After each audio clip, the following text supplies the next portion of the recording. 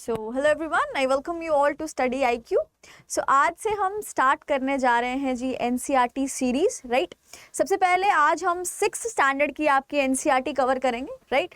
मेरे पीछे आप देख रहे होंगे ये सारा का सारा साइंस का जितने भी आपके चैप्टर्स हैं एनसीईआरटी में मेंशन, ये एनसीईआरटी बुक ही है, राइट। वो सब पहले देखेंगे। इनमें से जो भी चैप्टर में से आपके क्वेश्चन पूछा जाता है उसको कवर करने की कोशिश करेंगे, राइट।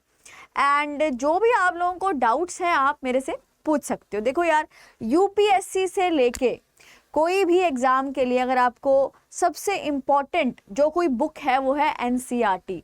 चाहे आप नीट का पेपर दे रहे हैं, चाहे कोई स्टेट पीसीएस दे रहे हैं, या कोई भी आप यूपीएससी या यूपीएससी के अंडर कोई पेपर आता है जिसमें साइंस इंक्लूडेड है, उसमें एनसीईआरटी जो है, एनसीईआरटी को बाइबल कहा जाता है, ठीक है। एनसीईआरटी में से ही क्वेश्चन होता है। एनसीईआरटी को बस वर्डिंग, एनसीईआरटी को पढ़ने का ढंग आना चाहिए, राइट। तो स्टार्ट करते हैं। एक बार जो कंटेंट है वो देख लो जी, कौन कौन से चैप्टर हैं। Chapter 1 it's the wonderful word of science हो गया, फिर diversity in the living world हो गया, माइंडफुल ईटिंग। देखो लग तो रहा होगा कि यार ये मैम तो बचपन में पढ़े थे, है ना, बचपन में पढ़े थे, लेकिन अब इसको यूपीएससी लेवल तक कैसे पढ़ना है वो हम डिस्कस करने वाले हैं। आपके यूपी पीसीएस प्रीलिम्स के लिए, चाहे आरओ या रो है, इन एग्जाम्स में जो साइंस के क्वेश्चन रहते हैं वो आपके एनसीईआरटी बेसिक से ही रहते हैं, ठीक है। चाहे आपने यूपीएससी का भी पेपर देना है आगे जाके, तो उसके लिए भी ये equivalently it is very very important, right. तो डिस्कस करते हैं। ये चैप्टर्स हैं टेम्परेचर, उसकी measurement, journey from states of water, method of separation, living creatures, nature's treasure और बियॉन्ड अर्थ। देखो अब ये चैप्टर्स आपने देख लिए। अब ऐसा तो है नहीं कि मैं आपको एक्टिविटीज़ करवाऊंगी सारी की सारी, राइट। तो उसके जो भी हमारे ये चैप्टर्स हैं इनमें से हमने कुछ एक चैप्टर्स रखे हैं, लाइक अराउंड 7 टॉपिक्स हैं जो हम कवर करने वाले हैं 6th स्टैंडर्ड की एनसीईआरटी के लिए, और उन्हीं में से आपको पेपर में जो है क्वेश्चन देखने को मिलेगा, ठीक है। सारे के सारे नहीं पढ़ने हैं।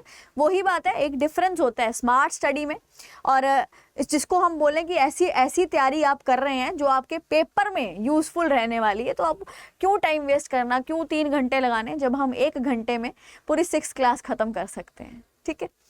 तो चलो स्टार्ट करते हैं आज का सेशन। सबसे पहले मैं बताती हूँ आपको मैं कौन से टॉपिक्स आपको करवाने वाली हूँ जो आपके पेपर के पॉइंट ऑफ व्यू से बहुत ज़्यादा इंपॉर्टेंट है। तो सुनो, तो टॉपिक्स देखो यार। सबसे पहले हम डिस्कस करने वाले हैं जी components of food, right. Different जो आपके कंपोनेंट्स हैं जो बैलेंस डाइट के लिए इंपॉर्टेंट है, न्यूट्रिएंट्स हैं, carbohydrates, fats, vitamins, minerals, right. ये सब के बारे में, प्रोटीन्स डिस्कस करेंगे, ठीक है। फिर क्वेश्चन जो आपके आरओ या यूपी पीसीएस में पूछा जाता है वो क्वेश्चन क्या आता है जी, वो क्वेश्चन ये नहीं पूछेंगे कि कितनी मात्रा में आपको प्रोटीन लेने हैं या कितनी मात्रा में कार्बोहाइड्रेट, ये क्वेश्चन नहीं आएगा। क्वेश्चन आएगा कि जो प्रोटीन है या कार्बोहाइड्रेट है, राइट, और या विटामिन मिनरल है, तो विटामिन मिनरल इस पर्टिकुलर विटामिन की कमी की वजह से होने वाली बीमारी कौन सी है, या इस विटामिन, अगर विटामिन ए है, बी है, इसका नाम क्या है, केमिकल नेम क्या है। तो आपको मैच द फॉलोइंग में इस तरह का क्वेश्चन पूछा जा सकता है। फिर बात करते हैं सॉर्टिंग मटेरियल, उसको ग्रुप्स में, सेपरेशन ऑफ सब्सटेंसेस, क्या क्या टेक्निक्स रहेंगी सब्सटेंसेस को सेपरेट करने की।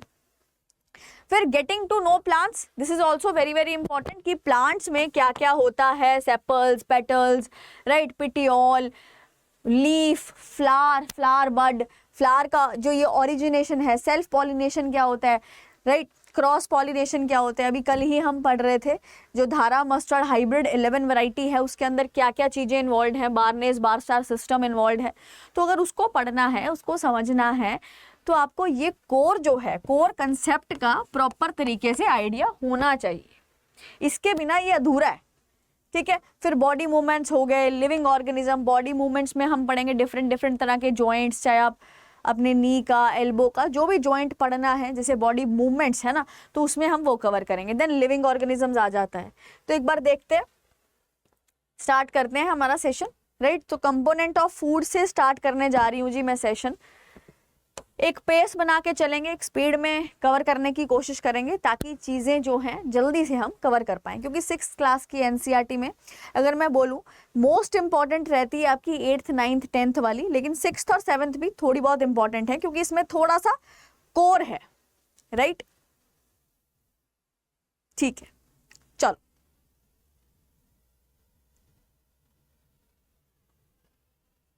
सो सबसे पहले जो आपके एनसीईआरटी में गिवन है the constituents of food items. So her dish की अगर मैं बात करूं तो उसमें क्या क्या होता है, बहुत सारे क्या होते हैं, वन और मोर इंग्रेडिएंट्स जो हमने या तो प्लांट से लिए या तो एनिमल से लिए। ये जो इंग्रेडिएंट्स हैं इनमें क्या रहते हैं, न्यूट्रिएंट्स रहते हैं जो हमारी बॉडी को चाहिए होते हैं, ये हमारी बॉडी को चाहिए होते हैं, राइट। तो मेजर टाइप्स में मैं देखूंगी तो कार्बोहाइड्रेट, फैट्स हो गए आपके, और क्या है जी आप बता सकते हैं कमेंट्स में। Carbohydrates, proteins, fats, vitamins, minerals, ये मेजर न्यूट्रिएंट है। आपको कोई सवाल पूछ ले कि आपने बर्गर खाया तो कौन सा न्यूट्रिएंट गया सबसे पहले आपके अंदर, तो आपको पता होना चाहिए। आपको कई बार ऐसा होता है कि जैसे हम इंटरव्यू सेक्शंस में देखते हैं, बच्चों से क्वेश्चन करते हैं, पता ही नहीं न्यूट्रिएंट क्या है, पता ही क्या ही जवाब दे देते हैं।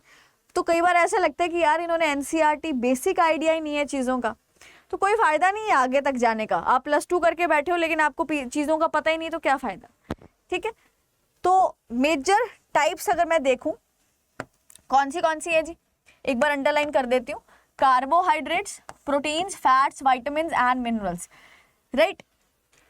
So food also contains dietary fibres और वाटर। डाइटरी फाइबर और वाटर की क्यों जरूरत होती है बॉडी को, ताकि एक प्रॉपर जो है सिस्टम बन पाए, ठीक है। Roughage is very very important, discuss करेंगे क्यों इंपॉर्टेंट है। एक हेल्दी सिस्टम के लिए, डाइजेस्टिव सिस्टम के लिए जो रफेज है बड़ा ही इंपॉर्टेंट रोल प्ले करता है। अब हम इन न्यूट्रिएंट्स की प्रेजेंस का टेस्ट कैसे कर सकते हैं, ये जो न्यूट्रिएंट्स हैं जो खाने में प्रेजेंट है इनका टेस्ट कैसे करेंगे।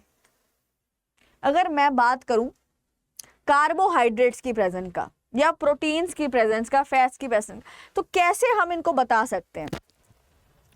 हमारे पास डिफरेंट तरीके हैं, जैसे आयोडीन टेस्ट, ये स्टार्च के लिए होगा। जब भी आयोडीन स्टार्च के संपर्क में आएगी तो वो क्या टर्न हो जाएगा, जब भी आप ड्रॉप ऑफ आयोडीन या iodine solution, aqua solution of iodine डालोगे। प्रिपेयर कैसे करना है वो भी देख लो, डाइल्यूट सोल्यूशन ऑफ आयोडीन कैसे प्रिपेयर कर सकते हो। कुछ ड्रॉप्स डालनी है आपको, किसकी जी, टिंचर ऑफ आयोडीन की। टेस्ट ट्यूब में डालोगे जिसको जो आधी पानी से भरी होगी, ठीक है। ये आपने आयोडीन सोल्यूशन प्रिपेयर कर लिया। फिर आता है आपका copper sulphate solution. Copper sulphate solution कैसे प्रिपेयर करोगे, 2 ग्राम CuSO4 लेना है जी 100 मिलीलीटर ऑफ वाटर में। फिर आ गया caustic soda solution. Caustic soda is sodium hydroxide, 10 gram caustic soda लेना है, उसको डिसॉल्व करना है 100 ml ऑफ वाटर में, ठीक है। तो आपके पास कॉस्टिक सोडा का जो सोल्यूशन है वो प्रिपेयर हो जाएगा।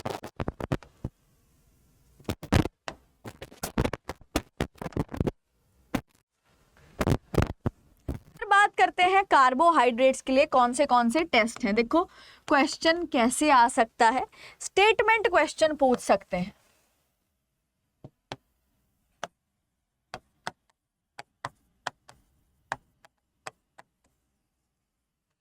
स्टेटमेंट क्वेश्चन आ सकते हैं, 2 स्टेटमेंट्स दी जा सकती हैं कि ये फूड आइटम कार्बोहाइड्रेट कंज्यूम किए और उसके टेस्ट के लिए हमने जो है ये वाला टेस्ट यूज किया, ठीक है। तो आपको बताना पड़ सकता है कि इन दोनों में से कौन सी स्टेटमेंट ठीक है, कौन सी गलत है, राइट। अब कार्बोहाइड्रेट के लिए टेस्ट देखो। प्राइमरी कार्बोहाइड्रेट्स जो हमारे फूड में पाए जाते हैं वो है जी स्टार्च और शुगर। बेसिक स्टार्च और शुगर जो है, अगर आपको पूछ ले कि जो प्राइमरी कार्बोहाइड्रेट है हमारे फूड में पाए जाने वो है स्टार्च और शुगर, रहेगा याद। अब स्टार्च की डिटेक्शन कैसे करनी है, it can be easily determined. Food item में स्टार्च है कि नहीं, कैसे करोगे, 2-3 drop of dilute iodine solution आपने उसके ऊपर पोर कर देनी है। सपोज करो ये स्टार्च है, इसके ऊपर आप 2-3 ड्रॉप आयोडीन सोल्यूशन की डाल दोगे तो क्या हो जाएगा जी, इसका जो कलर है वो ब्लू ब्लैक हो जाएगा। अगर कलर ब्लू ब्लैक होता है तो मतलब इसमें क्या प्रेजेंट है जी, इसमें स्टार्च प्रेजेंट है। आई बात समझ। तो आपको आयोडीन का टेस्ट किसके लिए होता है ये बात क्लियर है, कोई डाउट इसमें। नेक्स्ट आ जाओ जी। तो कार्बोहाइड्रेट के लिए हमारे पास है आयोडीन का टेस्ट।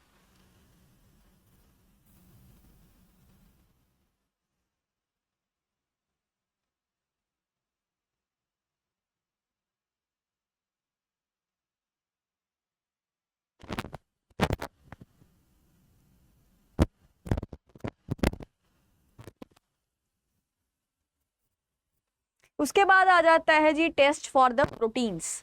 प्रोटीन्स के लिए टेस्ट आ जाता है। देखो, if the food we want to test, वो क्या है जी, सॉलिड है, तो उसको सबसे पहले आपको क्या, उसका पेस्ट या पाउडर बनाना पड़ेगा, उसको ग्राइंड या मैश करना पड़ेगा जी, ठीक है। देन उसको आप टेस्ट ट्यूब में डालें और 10 ड्रॉप्स ऑफ पानी उसमें ऐड कर दें और उसको शेक करें। फिर ड्रॉपर को यूज करके आपने क्या करना है, 2 ड्रॉप्स डालनी है कॉपर सल्फेट सोल्यूशन की और 10 ड्रॉप्स डालनी है कॉस्टिक सोडा सोल्यूशन की। तो उसको फिर से आपने शेक करना है, राइट। तो प्रोटीन की प्रेजेंस कैसे इंडिकेट होएगी जी, वॉयलेट कलर के साथ। तो बड़ा इंपॉर्टेंट सवाल है। तो आपको क्वेश्चन आ सकता है कि पनीर जो था, कोई स्टेटमेंट लिख सकते हैं, देन उसके बाद उसमें ये बोल सकते हैं कि क्या हम इसका टेस्ट आयोडीन के साथ कर सकते हैं, तो आपको स्टेटमेंट पता है कौन सी ठीक है, राइट। या सेकंड स्टेटमेंट में ये भी पूछ सकते हैं कि कॉस्टिक सोडा सोल्यूशन और जो कॉपर सल्फेट सोल्यूशन है, क्या उसके साथ टेस्ट कर सकते हैं, तो प्रोटीन की जो है पता चल जाएगा। फिर आपका आ गया फैट के लिए क्या टेस्ट होते हैं। स्मॉल अमाउंट ऑफ फूड लेनी है जी, उसको न्यूज़पेपर में रैप कर दो और क्रश कर दो। फिर oil spot on the paper क्या इंडिकेट करेगा कि फूड में क्या है, फैट है। सिंपल सी बात है, अखबार में कभी आपने पूरी अगर खाई हो और टिश्यू पेपर में आपने जो है पूरी को सोक किया हो, तो वो आपको पता है कि टिश्यू में सारा ऑयल लग जाता है, तो ऑब्वियसली इसका क्या इंडिकेट कर रहा है कि फैट प्रेजेंट है। Then role of various nutrients, हमारी बॉडी में वेरियस टाइप ऑफ न्यूट्रिएंट्स का क्या रोल है, वेरी वेरी इंपॉर्टेंट। करें स्टार्ट।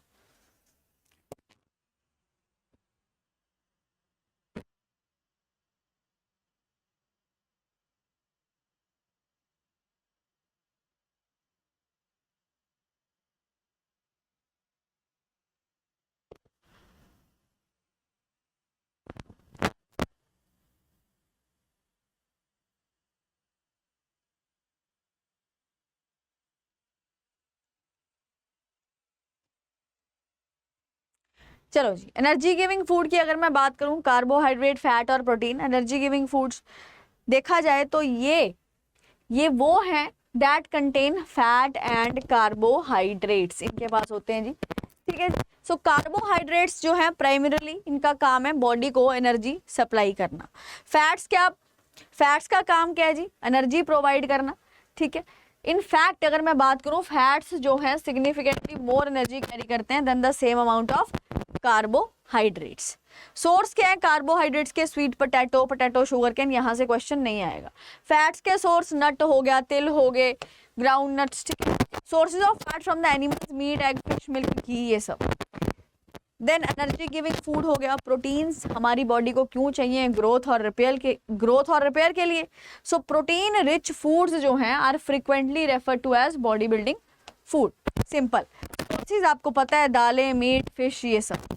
देन वाइटामिन की बात करूँ, मोस्ट इंपॉर्टेंट, वाइटामिन हमें प्रोटेक्ट करते हैं हमारी बॉडी को डिजीज से, ठीक है। एक मेंटेन करके रखते हैं अब हमारी जो हेल्थ है, किसकी, आईज की, बोन्स की, ये सब प्रॉपर काम करते रहें। अगर आंखें, विटामिन ए की कमी है तो आंखें प्रॉपरली काम नहीं करेंगी, ठीक है। विटामिन डी की कमी है तो बोन्स में कोई ना कोई दिक्कत आ जाएगी, right. So types of vitamin अगर देखें,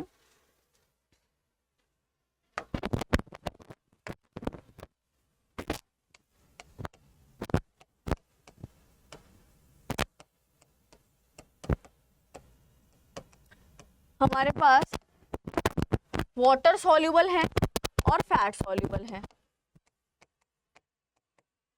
राइट।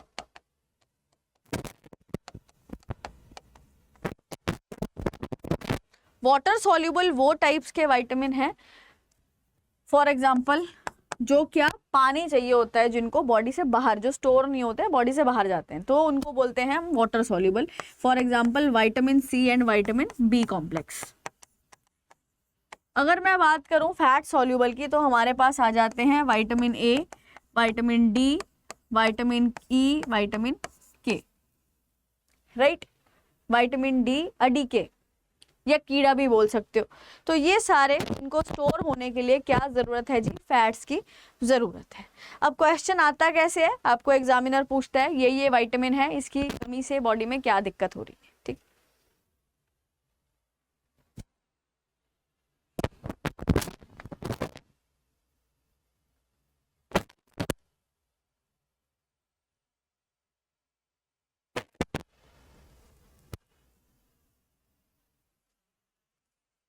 तो विटामिन बॉडी को हेल्प करते हैं डिफरेंट डिफरेंट डिजीज से प्रोटेक्ट करने में। टाइप्स ऑफ विटामिन मैं बता चुकी हूँ। विटामिन ए प्रोटेक्ट करता है आईज को, स्किन को। विटामिन सी किसको प्रोटेक्ट करता है जी?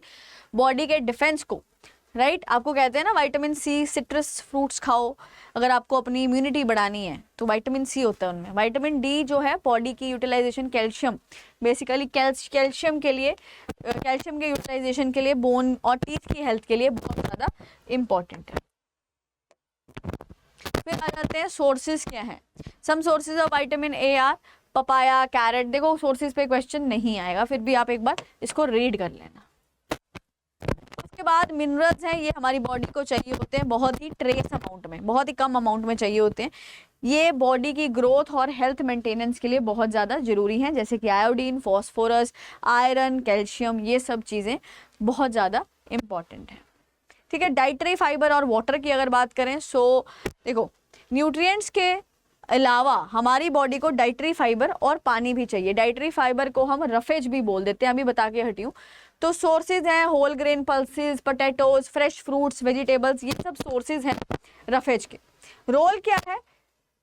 ये कोई बॉडी को न्यूट्रिएंट नहीं सप्लाई कर रहा है रफेज, बट ये बहुत ज़्यादा इंपॉर्टेंट कंपोनेंट है जी फूड का। और उसमें क्या ऐड करता है? बल्क ऐड करता है, और हमारी बॉडी से जो अनडाइजेस्टेड फूड है उसको बाहर निकलने का हेल्प करता है, बाहर निकालने में हेल्प करता है, राइट। इतनी बात में कोई दिक्कत? फिर बात करते हैं डाइटरी फाइबर और वाटर। सो वाटर हमारी बॉडी को हेल्प करता है एब्जॉर्बिंग में न्यूट्रिएंट्स, कि फूड से न्यूट्रिएंट्स एब्जॉर्ब हो सके। एलिमिनेशन ऑफ वेस्ट में भी it is very very important. Sources of water क्या है जी? ड्रिंकिंग से या मिल्क, टी, यहाँ सबसे हमें हमारे को क्या मिल जाता है बॉडी में? पानी। बैलेंस डाइट क्या होती है? Very basic question. ये बहुत सारे फूड आइटम्स को क्या करती है जी? इंक्लूड करती है और प्रोवाइड करती है नेसेसरी न्यूट्रिएंट्स। किसके लिए जी? गुड हेल्थ के लिए। It is essential to have the right amount of nutrients, avoiding excessive या इनएडिक्वेट इनटेक। रफेज और वाटर की अगर मैं बात करूं, it should be included in the diet for proper digestion, ताकि जो है अनडाइजेस्टेड मैटर भी बॉडी से बाहर निकल सके। ठीक है। उसके बाद एक्सेसिव कुकिंग, और अगर मैं बात करूं एक्सेस वाटर के साथ क्या हो सकता है? एसेंशियल प्रोटीन्स और मिनरल्स का लॉस हो सकता है, right. Heat easily destroys vitamin C during the cooking. अब डेफिशिएंसी डिजीज देखो, कौन कौन सी डिजीज हैं जो अगर हम प्रॉपरली खाना नहीं खा रहे हैं उसकी कमी से हो सकती हैं। डेफिशिएंसी डिजीज में जैसे कि आपकी आ जाती है lack of protein, stunted growth होगी, जैसे क्वाशियोरकर, मरासमस, ये डिजीज हो सकती हैं। फेशियल स्वेलिंग, हेयर की डिस्कलरेशन, राइट, डायरिया, ये सब चीज़ें। डाइट डेफिशिएंट जो कार्बोहाइड्रेट और प्रोटीन में है वो ग्रोथ को क्या कर सकती है? रोक। उसके बाद deficiency of various vitamins and minerals can result in specific disease या डिसऑर्डर। देखते हैं कि विटामिन ए की कमी से loss of vision and night blindness भी, रेटिनॉल की कमी बेसिकली है ना, poor vision, loss of vision. Vitamin B1 से क्या होता है जी? कमी से बेरी बेरी होती है। विटामिन सी से स्कर्वी होती है। Beriberi is related with, इसमें हमारी मसल्स जो है जाती हैं, ठीक है। और स्कर्वी में ब्लीडिंग गम्स, वूंड, इनको ज़्यादा टाइम लगता है स्कर्वी में ना, जो है ब्लीडिंग गम्स होने लग जाते हैं, तो वूंड्स जो है वो लेट भरते हैं, जो आपके जख्म है वो लेट भरने लग जाते हैं। देन अगर बात करें डिजीज डिसऑर्डर की, जो कि डेफिशिएंसी ऑफ विटामिन और मिनरल से हुए हैं। विटामिन डी की डेफिशिएंसी से हमारे पास क्या कौन सी बीमारी है? रिकेट्स। सिम्टम है बोन्स बिकम सॉफ्ट और बेंट। कैल्शियम, कैल्शियम की कमी से कौन सी डेफिशिएंसी डिजीज हो रही है? बोन और टूथ डिके। इससे क्या हो जाए? वीक बोन्स हो जाती हैं, टूथ डिके हो जाता है। आयोडीन की कमी से आपको पता है थायराइड, हाइपरथायरॉयडिज्म, हाइपोथायरॉयडिज्म, ठीक है। इससे क्या रहता है? जो ग्लैंड है, थायराइड ग्लैंड है, वो स्वोलन हो जाता है, और उस कंडीशन को क्या बोलते हैं? गोइटर। आयरन की कमी से पता ही है अनीमिया होता है। फोर्टिफिकेशन पे बात करते हैं। यहां तक किसी को कोई डाउट है तो पूछो, फिर हम डिस्कस करेंगे फोर्टिफिकेशन।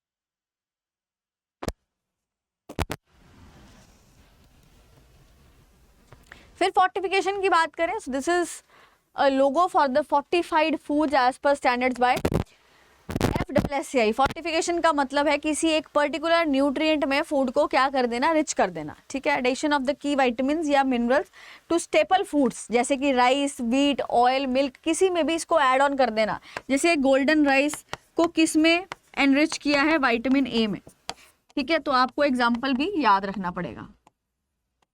फोर्टिफिकेशन के बेनिफिट्स क्या हैं, इसके हेल्थ हैजार्ड्स क्या हैं, उन चीज़ों के बारे में भी आपको पता होना चाहिए कि नुकसान क्या है। अगर फोर्टिफाइड फूड हम कंज्यूम कर रहे हैं तो उसके पहली बात है बेनिफिट क्या रहेगा कि आपको रोज़मर्रा के खाने में भी वो विटामिन है।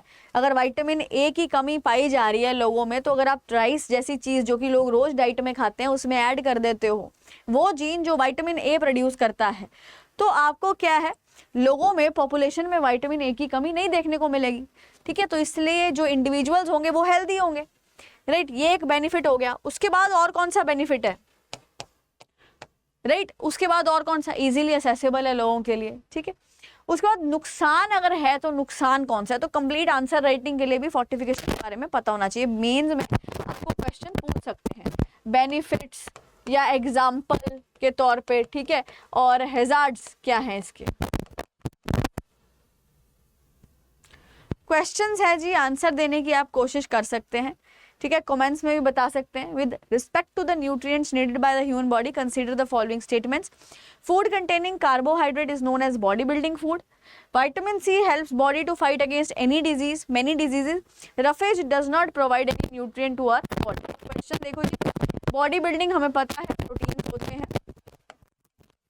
विटामिन सी बहुत डिजीज से प्रोटेक्ट करता है, फाइट करने को हेल्प करता है। Roughage does not provide any nutrient to our body, बिल्कुल सही है। तो सेकंड और थर्ड स्टेटमेंट जो है वो बिल्कुल सही है। Which of the following statements is are correct बोला है, ठीक है। आउट इस क्वेश्चन में तो बताओ।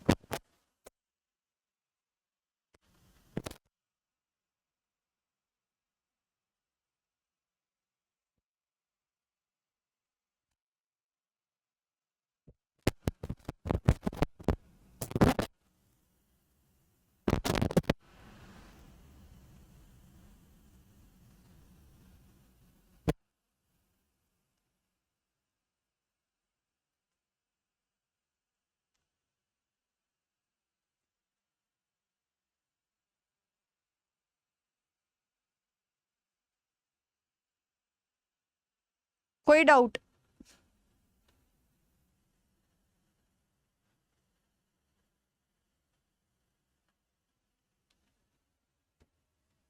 चलो जी, अगला देखते हैं। विटामिन ए की कमी से होने वाली जो डिजीज है, loss of vision. B1 beriberi, C से स्कर्वी और D से रिकेट्स। तो A2 मतलब देख बताना है कि कितने पेयर सही हैं। How many of the pairs given above are correctly matched. तो 2 ही हैं जी, बाकी दोनों गलत है। सो ओनली 2 पेयर्स, ठीक है।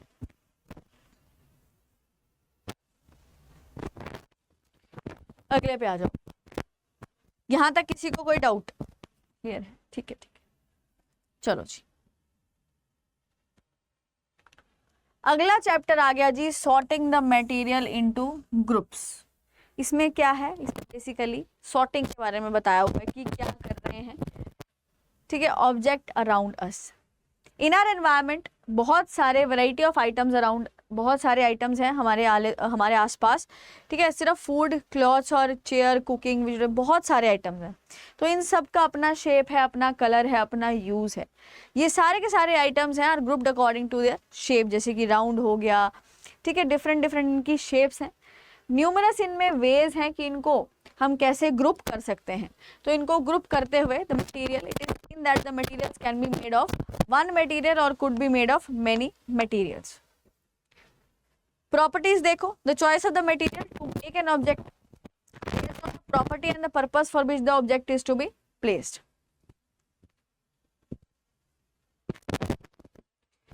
उसके बाद some important properties of material देखते हैं। अपीयरेंस, सो मटेरियल्स जो हैं typically differ in appearance. Wood हो गया, आयरन हो गया, वेरी डिफरेंट अपीयरेंसेस। आयरन की तो आपको पता ही है, लोहा कैसे दिखता है। मेटल्स पे क्या होता है, लस्टर होते हैं। जब इनको कट किया जाता है या पॉलिश किया जाता है तो क्या दिखते हैं जी, चमक मारते हैं, लश्चर है। मेटल्स जैसे कि iron, copper, aluminium, gold, because of action of air और मॉइस्चर तो इनमें क्या हो जाता है, रस्टिंग का प्रोसेस हो जाता है, कोरोजन हो जाता है।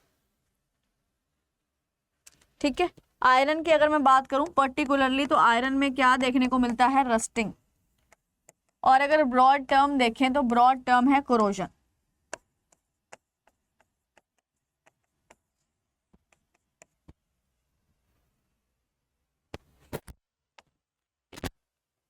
Then some important properties of material देख लो, तो ये हार्डनेस है, हार्डनेस भी एक बहुत ही इंपॉर्टेंट।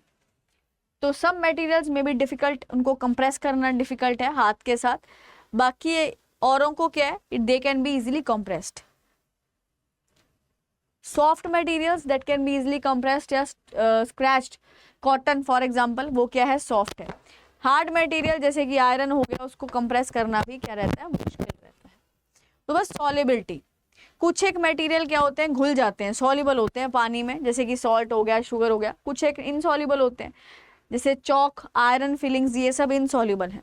वाटर एक बहुत इंपॉर्टेंट रोल प्ले करता है, ठीक है, किसमें जी, फंक्शनिंग ऑफ आवर बॉडी में, क्योंकि बहुत सारे सब्सटेंसेस को डिसॉल्व कर लेता है। कुछ एक जो लिक्विड्स हैं वो completely dissolve in water, others do not mix with water and form a separate layer when left on. जैसे कि अगर ऑयल में, तो ये क्या बन जाता है, इमल्शंस बन जाती हैं, ठीक है, इमल्शन बन जाती है, राइट। अगर कोलाइड वाला चैप्टर आप लोगों ने देखा हो तो बहुत इंपॉर्टेंट है वहां पे, liquid in liquid, liquid in gas, solid in solid, solid in liquid, solid in gas, तो ये सब डिफरेंट डिफरेंट कोलॉइड्स हैं। कुछ एक आपको क्या मिल जाएंगे, इमल्शन की कैटेगरी भी रहती है, ठीक। उसके बाद सम ब्योंसी और ट्रांसपेरेंसी, ये दोनों भी बहुत ज़्यादा इंपॉर्टेंट है। ब्योंसी क्या होता है जी, जैसे कि ड्राइड लीव्स हो गए, fallen on the surface of a pond, ये क्या है जी, ये डूबते नहीं है, क्यों, because of the buoyant force, upward force. Transparency की बात करें तो ट्रांसपेरेंट सब्सटेंस वो मटेरियल्स हैं जो अलाउ करते हैं जिनसे चीज हमें दूसरे साइड पे दिख सके, जैसे ग्लास, वाटर, एयर। ओपेक का मतलब है कुछ एक ऐसे material that you cannot see through, मतलब हम जिसके देख नहीं सकते, जिसके आर पार हमें कुछ नहीं दिखाई दे रहा। वुड होगी, कार्डबोर्ड हो गया। ट्रांसलूसेंट क्या होता है, वो मटेरियल जिनमें क्या है, ऑब्जेक्ट्स देख सकते हैं but not clearly as the translucent, clearly नहीं दिख रहे हैं बट देख सकते हैं। ओपेक भी नहीं है, ना ही ट्रांसपेरेंट है। तो क्वेश्चन क्या आ सकता है, the material through which objects can be seen but they are not transparent neither opaque, तो आपको पता होना चाहिए वो ट्रांसलूसेंट मटेरियल की बात कर रहे हैं। क्लियर है बात, ये क्वेश्चन देख सकते हैं। मैं consider the following statement material के रिस्पेक्ट में, मटेरियल जिनके पास लस्टर या शाइन होती है उनको हम मेटल बोलते हैं। Most material gain lustre because of the action of air and moisture on them. Gain lustre बोल रहे हैं कि लस्टर अगर वो उनको एयर में रखोगे, मॉइस्चर में रखोगे तो लस्टर लॉस हो जाता है, गेन नहीं होता, ठीक है। तो आंसर बनेगा ओनली 1। इस तरह के क्वेश्चंस आ सकते हैं। मेटल्स की प्रॉपर्टी क्या है, लस्टरस हैं, डक्टाइल हैं, राइट, उनको क्या किया जा सकता है, शीट्स में कन्वर्ट कर सकते हैं, ठीक है। डक्टिलिटी की प्रॉपर्टी है, मेलिएबिलिटी की प्रॉपर्टी है, राइट। तो इस तरह के क्वेश्चंस देखने को मिल सकते हैं। With respect to solubility, all the liquids get completely mixed with water. All gases are soluble in water. तो पहली स्टेटमेंट, सब लिक्विड मिक्स नहीं होते हैं पानी से, और जितने भी गैसेस हैं आर soluble in water, ये भी स्टेटमेंट जो है गलत है। So neither 1 nor 2 will be the correct answer. Next chapter है सेपरेशन ऑफ सब्सटेंसेस, ठीक है जी, करते हैं स्टार्ट। अब ये सब्सटेंसेस को अलग अलग कैसे करना है वो देखेंगे।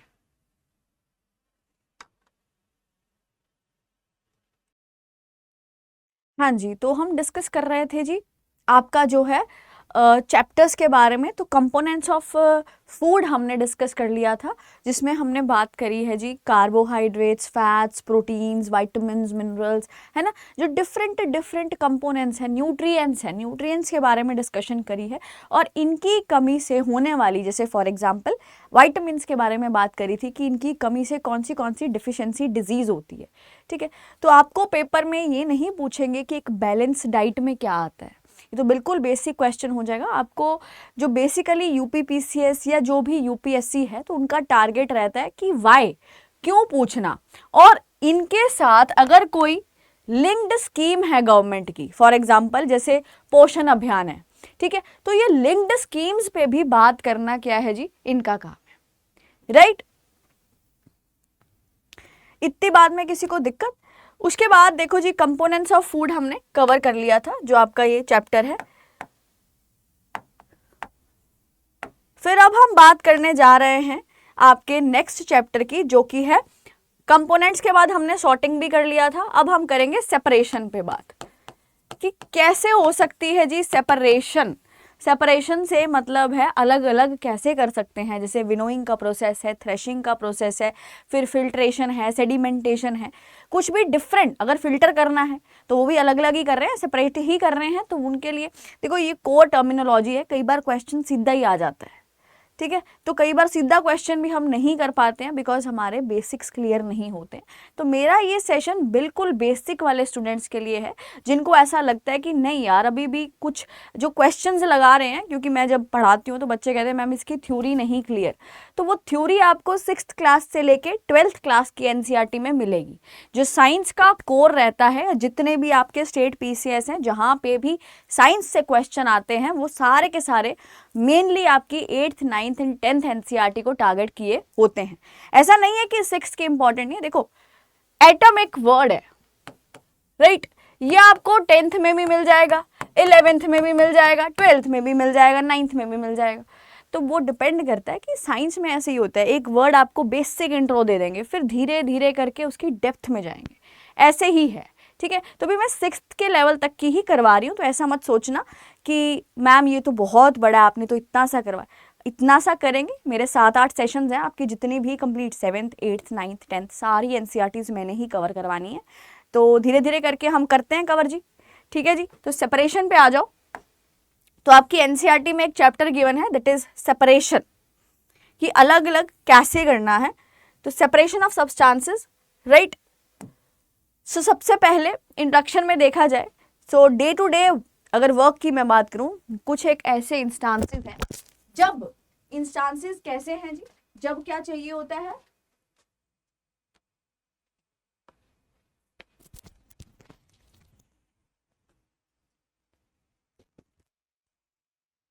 हाँ जी, इंस्टांसेस कैसे हैं, जब क्या है सब्सटेंस को सेपरेट करने की जरूरत पड़ती है उसके मिक्सचर से। मिक्सचर मतलब कि बहुत सारे सब्सटेंसेस हैं इसमें, ए बी सी डी, इनको अलग अलग करना है। इनको अलग अलग कैसे कर पाओगे, जैसे टी लीव्स हैं, टी लीव्स को कैसे आप सेपरेट कर पाओगे फ्रॉम द लिक्विड, किससे जी, स्टेनर से, जो वो लेते हैं ना छन्नी इसको बोलते हैं, उसको हम कैसे करते हैं जी सेपरेट, चाय पत्ती को अलग करना।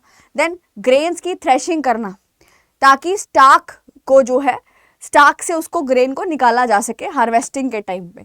मिल्क और कर्ड उसको चर्न किया जाता है बटर को अलग करने के लिए, ये तो आप सबने घर पे ही देखे हुए प्रोसेस हैं। फिर कॉटन को गिनिंग ऑफ कॉटन, ताकि उसके जो सीड्स हैं उसको निकाला जाए, कहाँ से जी, फाइबर से। सेपरेशन के प्रोसेस देख लो जी, separate the stones from the rice, purpose क्या है, सेपरेट करना दो डिफरेंट बट यूजफुल कंपोनेंट्स को। और प्रोसीजर क्या है जी, सॉइल कंपोनेंट को हम we throw away. Then churning the milk into to obtain the butter, तो इसमें क्या है, टू रिमूव द, देखो ये सारे सेपरेशन प्रोसेस हैं।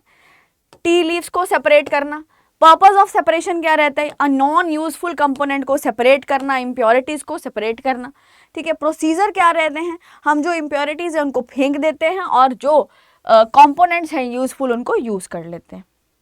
चलो, reason for the separation of substances, so it can be inferred that non useful या हार्मफुल सब्सटेंसेस हैं, उनको कैसे सेपरेट करते हैं, कोई भी आप प्रोडक्ट करके भी यूज़ करके भी सेपरेट कर सकते हो, राइट। कुछ एक ऐसे टाइम्स होते हैं जब substances that are useful are also separated into the valuable components, right, that can be use, कि उसको आप इंडिविजुअली बाद में भी यूज कर सको, ठीक है। कोई भी जो सेपरेट कर रहे हैं डिफरेंट डिफरेंट साइजेस के हो सकते हैं, डिफरेंट डिफरेंट स्टेट्स, जैसे कि सॉलिड, लिक्विड और गैस, सॉलिड, लिक्विड और गैस में एग्जिस्ट कर सकते हैं। स्टेट्स ऑफ मैटर की बात करूं तो 3 प्राइमरी स्टेजेस है जी, सॉलिड, लिक्विड और गैस। और अगर बात करी जाए और भी अगर डेप्थ में जाए तो जो प्लाज्मा है वो चौथी स्टेट है, और boss Einstein condensate, plasma is the 4th state, plus फिर 5th कौन सी है जी, बॉस आइंस्टाइन कंडेंसेट। इस पे बात करेंगे, क्वेश्चन इससे आ जाता है,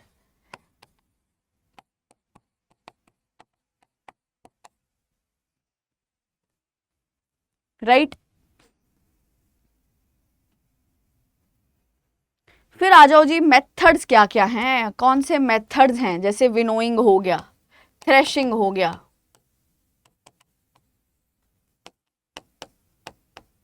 ठीक है। फिर फिल्ट्रेशन है, इवेपोरेशन है, सेडिमेंटेशन है, जिसमें हम 2 सब्सटेंसेस को अलग कर रहे हैं, ठीक है, जो मिक्सचर से बनाया हुआ है, राइट।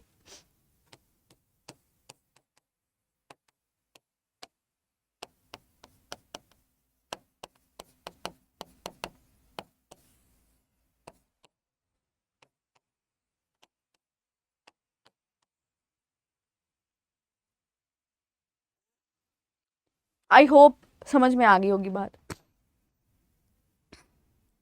चलो, तो देखो जी, हैंड पिकिंग नाम से ही समझ में आ रहा है कि हाथ से पिक करना, जो चीज़ नहीं चाहिए उसको पिक करना। सो ये ऐसा मेथड है जिसमें हम सेपरेट कर सकते हैं पार्टिकल्स को हाथ के साथ ही, ठीक है, फ्रॉम द सब्सटेंस। कैसे? Separating particles by hand. ये जो मेथड है जी, it is used for separating slightly larger impurities, जैसे कि आपका पीस ऑफ स्टोन है, हस्क है, ब्रोकन ग्रेन्स हैं, राइट। और जो पार्टिकल्स हैं, ग्रेन्स फ्रॉम द राइस हो गए, वीट हो गए, पल्सेस, आपने कभी दालें चुगते देखा हो तो उसमें से स्टोन्स को फेंक दिया जाता है, दिस इज हैंड पिकिंग। बनाने से पहले एक बार दाल को जो है चेक कर लेते हैं कि इसमें कोई स्टोन वगैरह तो नहीं है, तो this is hand picking.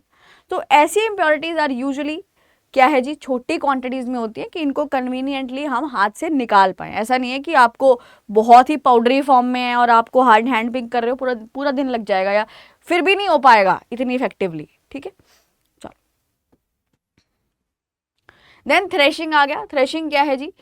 Separation of the grain from the husk. Threshing क्या है? ग्रेन की सेपरेशन कहाँ से जी? हस्क से।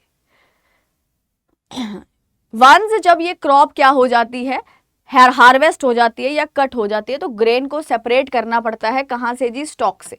सो ये कैसे कर सकते हो? हैंड या मशीनरी की हेल्प से। तो अगर ब्रॉड लेवल पे है तो आप मशीनरी की हेल्प से इसको कैरी आउट करोगे, ठीक है, राइट। अब अगर मैनुअली कर रहे हो तो कैसे करोगे? So by grasping a pile of grain या पाउंडिंग इट, मतलब बहुत सारी ग्रेन्स को लेके एक बार वो ऐसे छानना होता है, ठीक है। तो हार्ड सरफेस के अगेंस्ट जब उसको पाउंड करोगे तो आपको क्या मिल जाएगा जी? आपका जो ये प्रोसेस है separation of the grain from the husk, ये पॉसिबल हो पाएगा, ठीक है। इससे होगा क्या? ये this loosens and separates the grain from the stalk. जो स्टार्क है उससे हमारा ग्रेन इससे क्या हो जाएगा जी? अलग हो जाएगा। ग्रेन जो है वो अलग हो जाएगा,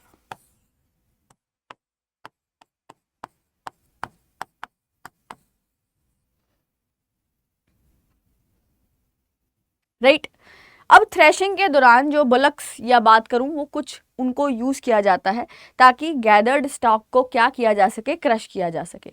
जो थ्रेशिंग है, it can also be done with the help of machines. Machine से भी ये करवाई जा सकती है, राइट। या कोई डाउट? देखो,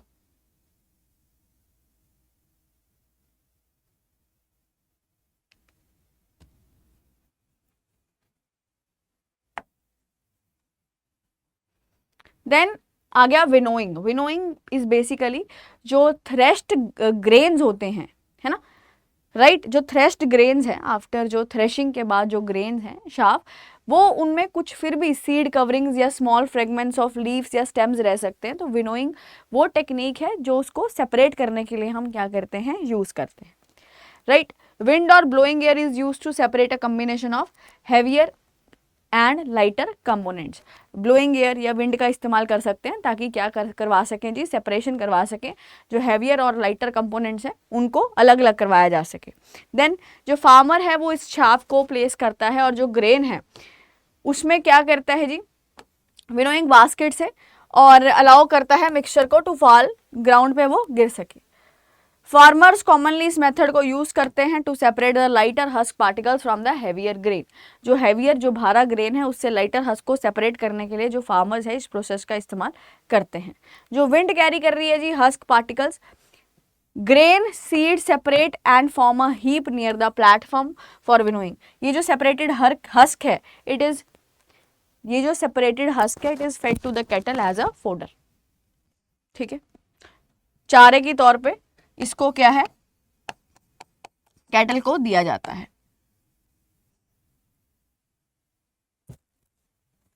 ऑल राइट या नहीं? कोई डाउट है तो पूछो।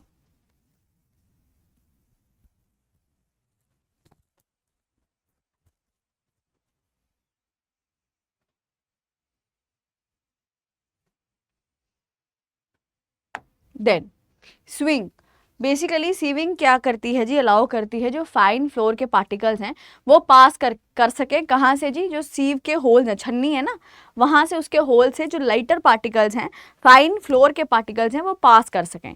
जो लार्जर इम्प्योरिटीज़ हैं वो उसी में ही रह जाएंगी, जो छन्नी है ना उसके ऊपर वो लार्जर बड़े बड़े जो इम्प्योरिटीज़ हैं वो रह जाएंगी। Then typically a bag of wheat is poured through a slanting sieve, ठीक है, एक बैग ऑफ व्हीट जो स्लेंटिंग सीव के ऊपर डाला जाता है, फिर वो सीविंग जो है रिमूव क्या कर देती है, जो पत्थर वगैरह है या जो बड़ी इम्प्योरिटीज़ है उसको क्या कर देती है, रिमूव कर देती है। आपने देखा होगा कि छन्नी अगर आप ले रहे हो तो उसमें आप अगर ये सब पोर कर रहे हो फिर उसमें जो बड़े बड़े पत्थर होंगे वो रह जाएंगे, ऐसे ऐसे हिलाने पर ना उसको, अगर जब आप ऐसे करोगे तो उसमें क्या रहेगा, उसमें बड़े बड़े पत्थर रह जाएंगे और जो भी हमारा फाइन पार्टिकल है वो बाहर निकल जाएगा, राइट। तो पेबल्स और जो स्टोन्स हैं उनको भी ऐसे ही सेपरेट किया जाता है।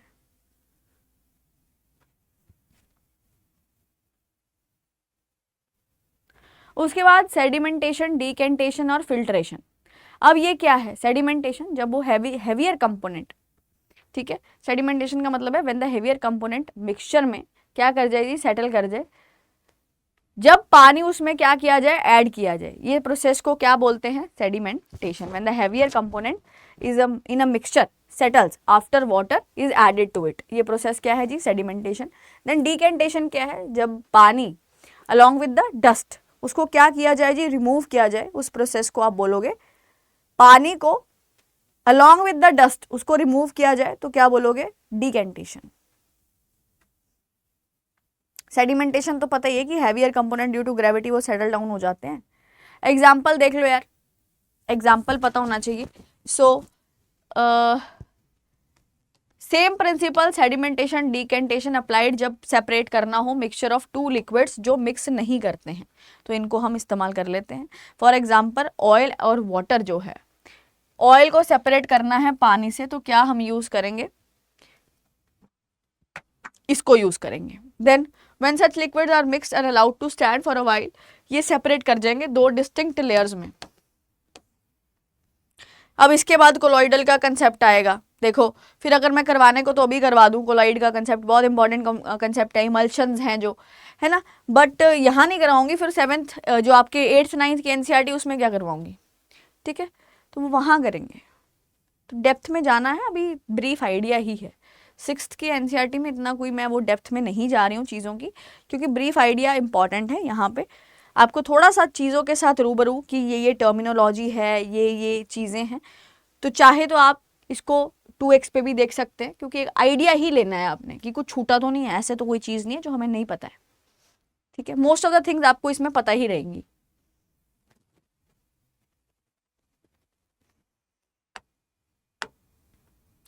देन आ जाओ फिल्ट्रेशन। फिल्ट्रेशन आपको पता ही है, फिल्टर करना।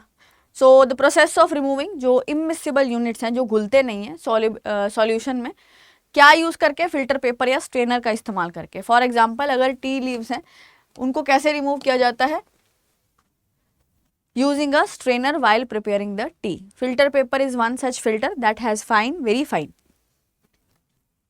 pores in it. ठीक है, फिल्टर पेपर सबने देखा है, पेपर होता है जो आपके कुछ एक जो लिक्विड है उसमें हम पोर करते हैं, अगर उसमें कुछ भी इम्प्योरिटीज हैं तो वो फिल्टर पेपर पे रुक जाती हैं। फिल्ट्रेशन के और एग्जांपल्स देखो, बिफोर ड्रिंकिंग मोस्ट फ्रूट या वेजिटेबल्स हम क्या करते हैं, उसका जो उसमें जो वो रहता है ना कि पल्प रहता है, उनको हम सेपरेट कर लेते हैं। Seeds and solid pulp particles को हम क्या कर देते हैं, सेपरेट कर देते हैं। फिल्ट्रेशन मेथड जो है it is also used in the preparation of cottage cheese. अब क्वेश्चन पता है कि पता होना चाहिए, जो पनीर है उसकी प्रिपरेशन के लिए भी हम फिल्ट्रेशन का इस्तेमाल करते हैं घरों में। ठीक है, अब आ गया इवेपोरेशन। ये तो स्टेट चेंज है। इवेपोरेशन मतलब कि लिक्विड से इवेपोरेट होना, लिक्विड से वेपर में चेंज होना, राइट। तो ये तो पता ही होगा सबको, सॉलिड से लिक्विड में चेंज हो रहा है तो ये क्या होगा, लिक्विड से वेपर में चेंज हो रहा है तो क्या होगा, लिक्विड से सॉलिड में चेंज हो रहा है तो क्या होगा जी, और सॉलिड से डायरेक्ट वेपर में चेंज हो रहा है तो उसको बोलते हैं, देखो क्वेश्चन आ जाता है, अगर सॉलिड से डायरेक्ट वेपर में चेंज हो रही है ऐसी स्टेट, इसको प्रोसेस को क्या बोलेंगे, सब्लिमेशन। नेप्थलीन बॉल्स में देखने को मिलती है, नेप्थलीन बॉल्स में देखने को मिलती है। ठीक है, राइट। तो ये क्या क्या है, सीधा सॉलिड से लिक्विड स्टेट में नहीं जाते हैं, सीधा सॉलिड से वेपर में जाते हैं, राइट।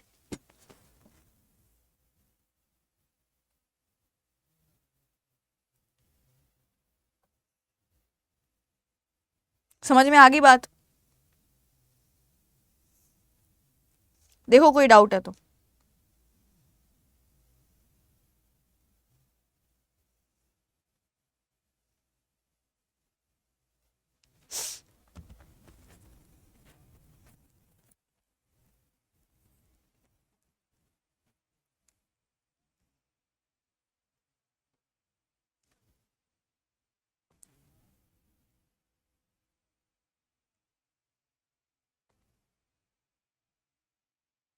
क्लियर, ठीक है, ठीक।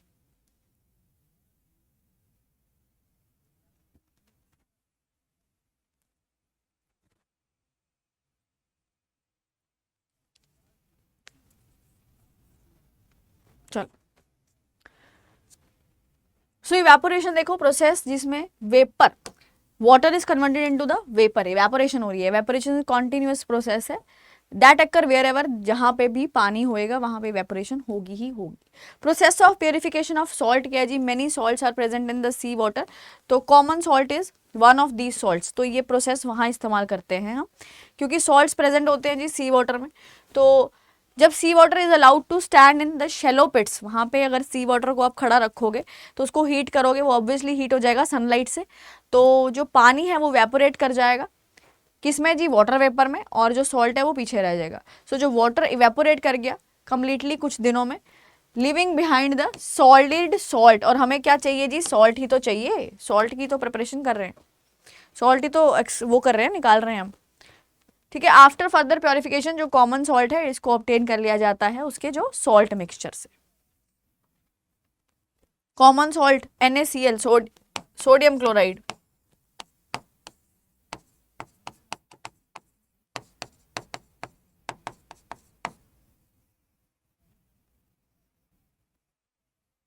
ठीक है।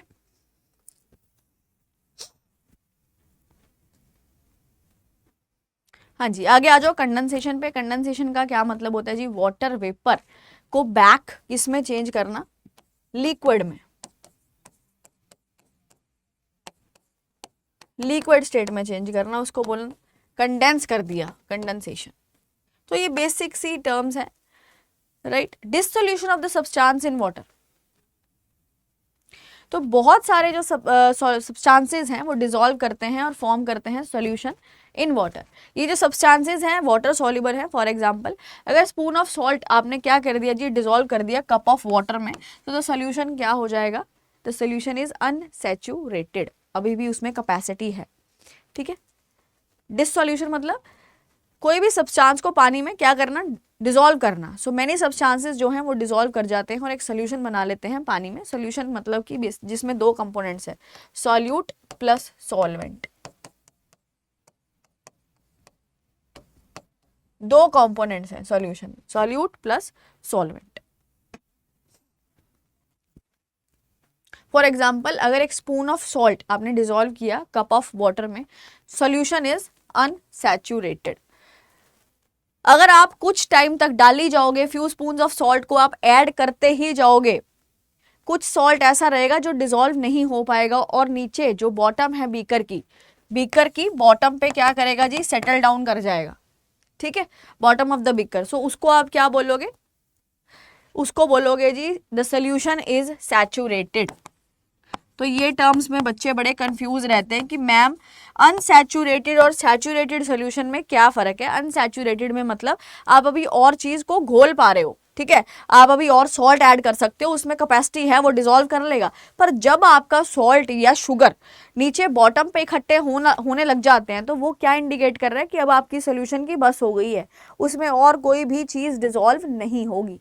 राइट, ठीक है, चलो हाँ जी, क्वेश्चन का आंसर देने की कोशिश करो जी। With reference to the techniques used for separation of substances, consider the following statements. Oil and water from their mixture can be separated by winnowing. Evaporation can be used to separate a solid dissolved in a liquid. Threshing can be used to separate grains from the stalk. Evaporation, solid dissolved in liquid को separate करने के लिए हमने कैसे किया था जी, salt को separate किया था ना पानी से, तो ये आ जाता है वहाँ। विनोइंग आपको पता है किस प्रोसेस के लिए इस्तेमाल करते हैं। और threshing can be use to separate the grain from the stalk. बिल्कुल सही है जी। So only 2 will be the correct answer. ठीक है, या कोई डाउट है?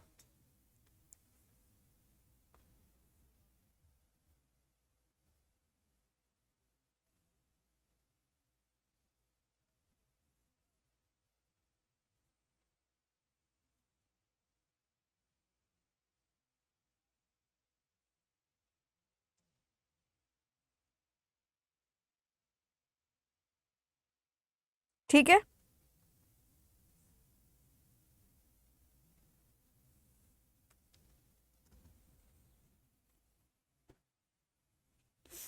चलो आ जाओ अब नेक्स्ट पे। अब बहुत इंपॉर्टेंट चैप्टर है जी, प्लांट्स के बारे में बेसिक इंफॉर्मेशन है। राइट, इसमें बेसिक है, पेपर में आपके क्वेश्चन कहाँ से आता है, प्लांट्स पे मेनली हॉर्मोन्स। ठीक है, जो ये ऑक्सिन है, जिब्रेलिन है,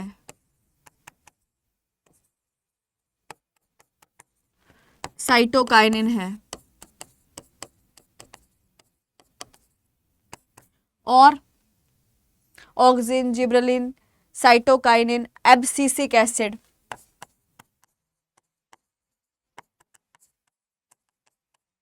राइट, यहाँ ये 4 मेन टॉपिक्स हैं जिनको टारगेट किया जाता है। ये हॉर्मोन्स का काम क्या है, कौन सा रिस्पॉन्सिबल है ग्रोथ के लिए, कौन सा इंटरनोड्स की इलोंगेशन के लिए रिस्पॉन्सिबल है, कौन सा ग्रोथ को, सेल डिवीजन को सीज कर देता है। सीज से तो आप एब्सिसिक एसिड याद ही रख सकते हो। एक ये चीज पे क्वेश्चन आता है। दूसरा आपको जो पॉलिनेशन है, दैट इज सेल्फ पॉलिनेशन हो गया आपका, क्रॉस पॉलिनेशन हो गया। ठीक है, फिर इनके फर्दर कि ये जो ब्रीड है ये किसकी किसके जीन से बनी गई है। बेसिकली इसको रिलेट, देखो प्लांट से ज़्यादातर क्वेश्चन आपको कहाँ बन सकता है, जो ये बीटी वाला टॉपिक है, बीटी कॉटन हो गया, बीटी ब्रिंजल हो गया, ठीक है, धारा मस्टर्ड हाइब्रिड 11 जो कि मस्टर्ड की वैरायटी है, इनसे क्वेश्चन आएगा। इंपॉर्टेंट भी है। अब ऐसा तो है नहीं, देखो आप सिविल सर्विस एस्पिरेंट्स हो, आपको 6वीं क्लास से पूछ लेंगे कि इस प्लांट का ये बताओ कि ये जो पार्ट है ये क्या नाम है इसका, ये क्वेश्चन नहीं आएगा। ठीक है,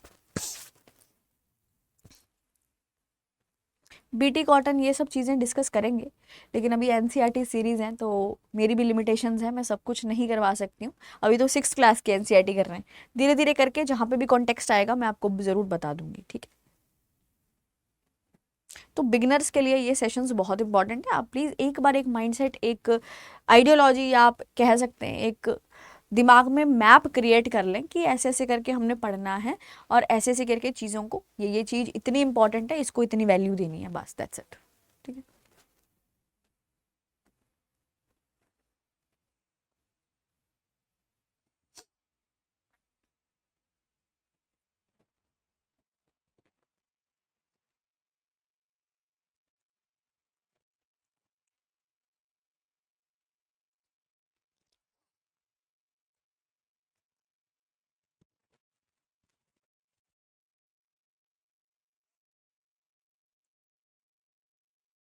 ठीक है, चलो अब आ जाओ प्लांट्स वाली। तो lot of wide variety of plants can be found everywhere.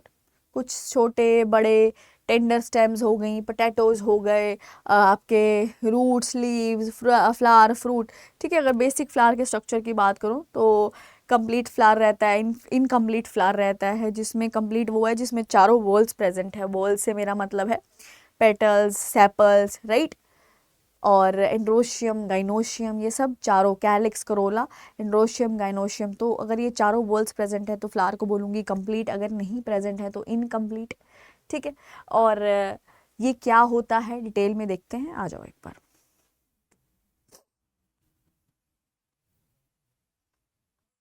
कोई डाउट तो नहीं है ना? ठीक है,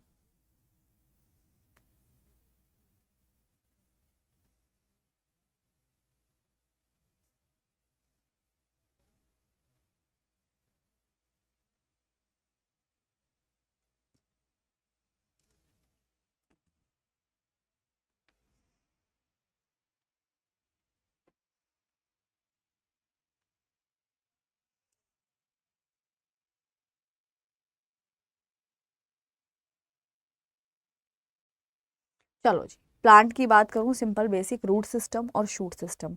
रूट सिस्टम में मेनली हमारे पास आ जाता है टैप रूट सिस्टम या फाइब्रस रूट सिस्टम। ठीक है, रूट जो पानी एब्जॉर्ब कर रही है, न्यूट्रिएंट्स को एब्जॉर्ब कर रही है, मेनली यही काम है, मिनरल्स और पानी को एब्जॉर्ब करना। फिर हम ऊपर जाते हैं तो स्टेम आ जाती है, ये प्लांट को सपोर्ट करने का काम कर रही है। फिर आ गया फ्रूट। फ्रूट स्टेम के बाद आप आ जाओ लीव्स पे। ठीक है, तो लीव परफॉर्म करते हैं, आपको पता है ग्रीन कलर का इनमें पिगमेंट होता है, क्लोरोफिल। तो ये परफॉर्म क्या करते हैं, फोटोसिंथेसिस। फ्रूट जो है वो प्रोटेक्ट करता है सीड्स को। फ्लावर जो है रिप्रोडक्शन में हेल्प करता है, जो भी आपकी चाहे वो सेल्फ रिप्रोडक्शन है या क्रॉस पॉलिनेशन है, जो फ्लावर है वो मेन काम आपका रिप्रोडक्शन में हेल्प करने का करता है। तो रूट सिस्टम और शूट सिस्टम समझ में आ गया? ठीक है, देखो जो फ्रूट है अभी हम डिस्कस करेंगे, क्लासिफिकेशन करते हैं पहले।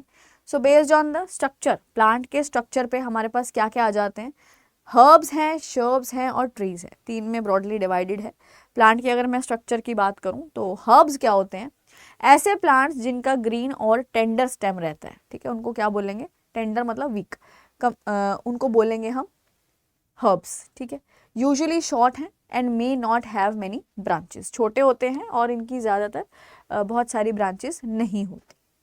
ठीक है,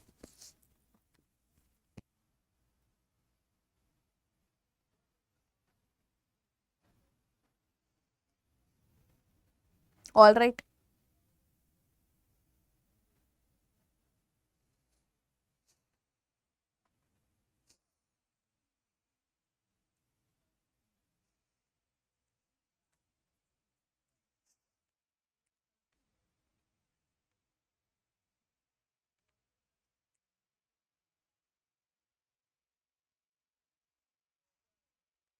उसके बाद जो शर्ब्स हैं, सम प्लांट्स क्या करते हैं जी, डेवलप करते हैं branches near the base of the stem.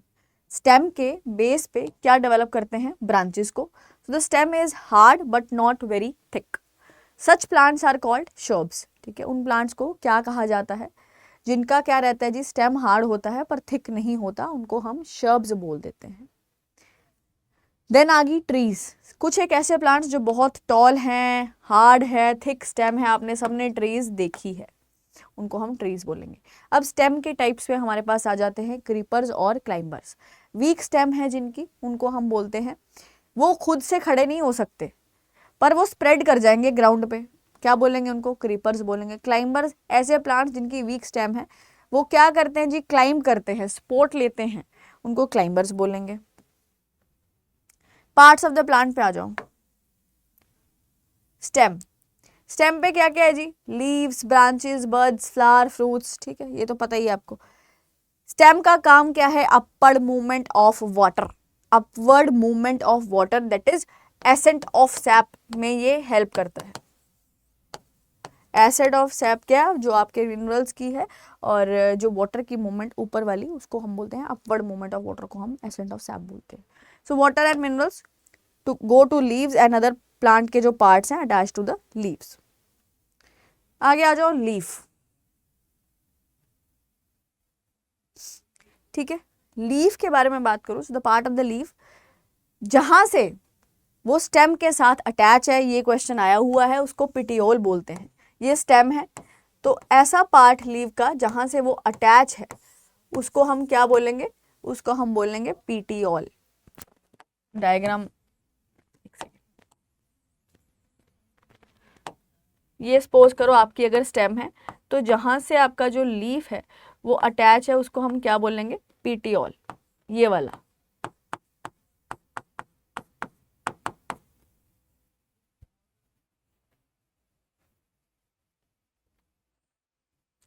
जो नीचे वाला ब्रॉड ग्रीन पार्ट है लीफ का, उसको क्या बोलेंगे? लेमिना। क्या बोलेंगे जी? जो लीफ का जो ब्रॉड ग्रीन पार्ट है उसको क्या बोलेंगे? लेमिना, ये वाले पार्ट को। वेन्स जो लीफ के अंदर आपको ये दिखती है ना, पैरेलल वेनेशन, या कई बार लीफ में इस तरह की वेनेशन होती है, मिड रिब, बीच वाली होती है मिड रिब, उसके आसपास आपको इस तरह की वेनेशन दिखाई देगी, तो उनको क्या बोलते हैं? वेन्स बोलते हैं। आपने अगर लीफ को देखा हो तो बीच में वेन्स होती हैं, जैसे आपके हाथ में, अब मेरे हाथ में दिख रही है ना, अगर किसी को दिख रही हो ये ग्रीन से कलर की, तो ये वेन्स हैं। इसी तरह लीफ में भी क्या होती हैं? वेन्स होती हैं। हमारे तो चलो बॉडी में आर्टरीज, वेन्स होती हैं, तो इसी तरह लीफ में भी क्या रहती हैं? वेन्स रहती हैं, उसमें खून नहीं होता है, ठीक। मिड रिब जो हमें ज़्यादातर विजिबल सेंट्रल मेन एक्सिस, जो हमें अगर लीफ है, ये लीफ है, तो इसके जो बीच वाली होगी जो हमें विजिबल है, ये साइड वाली तो इतनी कम विजिबल होती हैं, पर जो बीच वाली है वो कौन सी होगी? Mid rib.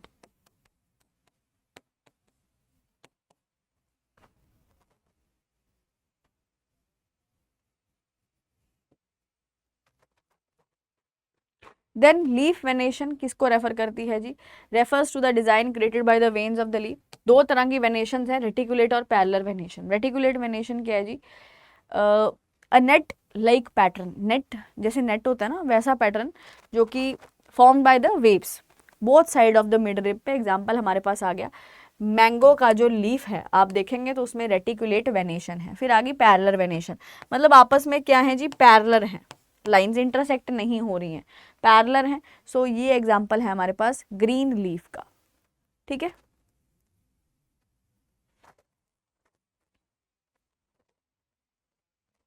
ग्रीन लीफ का एग्जाम्पल आ गया।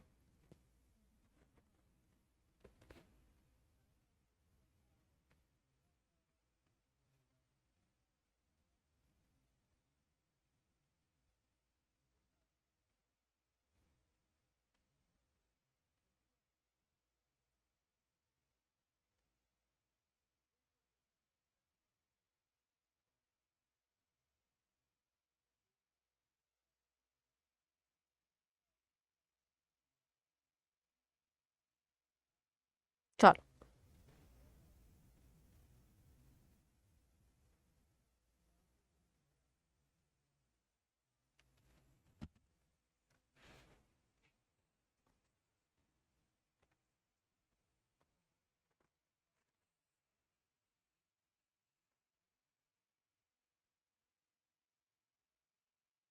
अब बात करते हैं लीफ का काम क्या है। बिना काम के तो देखो कोई नहीं पूछता, तो लीफ का काम क्या है? Functions of leaf.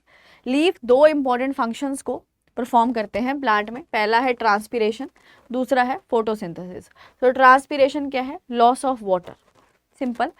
This the process जिससे क्या है जी? लीफ क्या करता है? पानी को लूज करता है, लॉस करता है in the form of water droplets, उसको क्या बोलेंगे?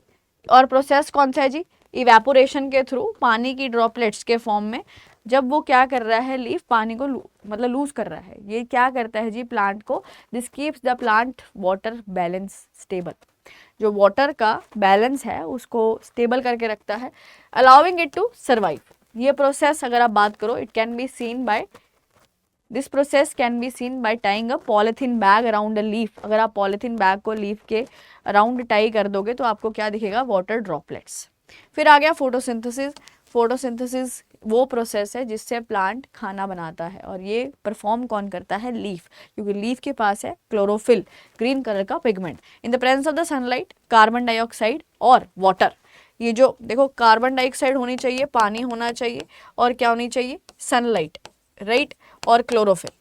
तो इससे क्या रहेगा, इससे प्लांट बनाता है खाना, that is glucose C6H12O6 plus 6O2, जो आपका ऑक्सीजन है वो बाय प्रोडक्ट है इसका। अगर आप प्लांट्स अगर ये प्रोसेस ना करें तो हम सांस भी ना ले पाए। तो ये प्रोसेस है, ऑक्सीजन रिलीज करती है, और फूड जो है वो प्लांट यूज कर लेता है, और ऑक्सीजन हमारे लिए जरूरी है। फिर बात करते हैं रूट की। रूट का क्या है जी, मेनली रूट का काम है पानी और मिनरल्स को एब्जॉर्ब करना। कहाँ से जी, सॉइल से।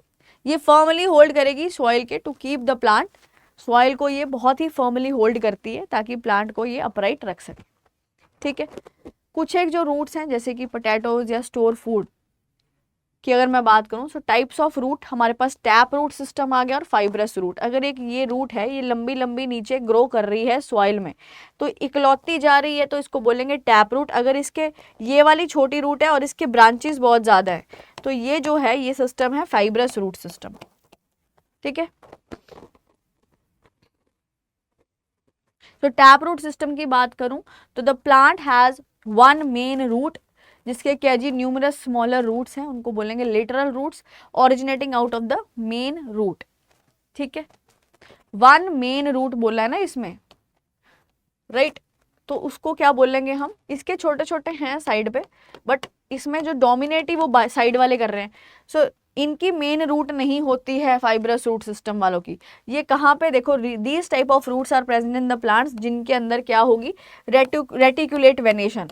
ऐसे लीव्स है ना जिनके अंदर रेटिकुलेट वेनेशन है, मतलब जाली लाइक वेनेशन है, वेन्स उनकी जाली लाइक हैं। और फाइब्रस रूट्स, ये जो रूट्स हैं ये प्लांट्स उनमें होंगी जिनमें पैरेलल वेनेशन पाई जाती है। अब ये क्वेश्चन बन सकता है, एनसीईआरटी की ये लाइन है, तो आपको पता होना चाहिए कि पैरेलल वेनेशन ज्यादातर फाइब्रस रूट्स वाले प्लांट्स में हमें देखने को मिलेगी, ठीक है।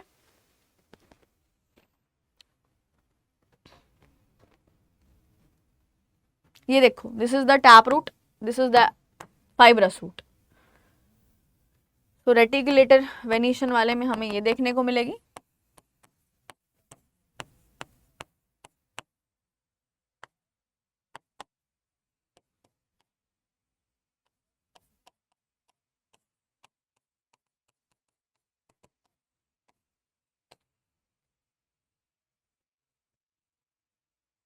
ठीक है,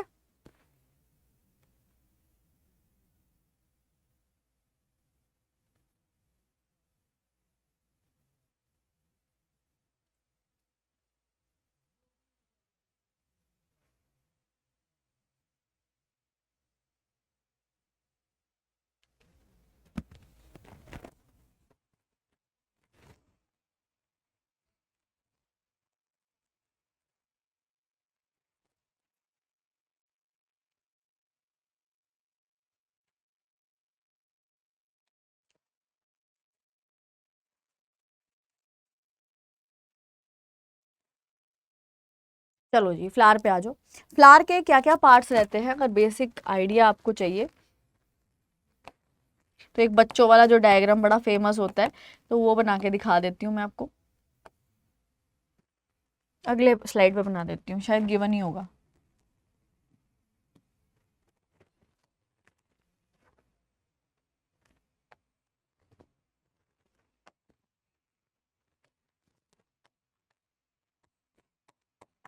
ठीक है, ये थोड़ा सा बेसिक आइडिया के लिए, अगर किसी को समझना हो तो।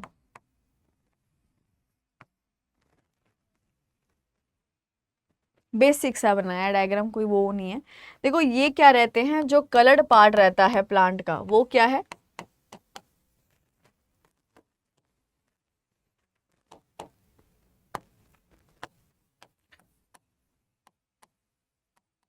कलर्ड पार्ट के जो आपको दिखाई देते हैं वो क्या है, पेटल्स हैं,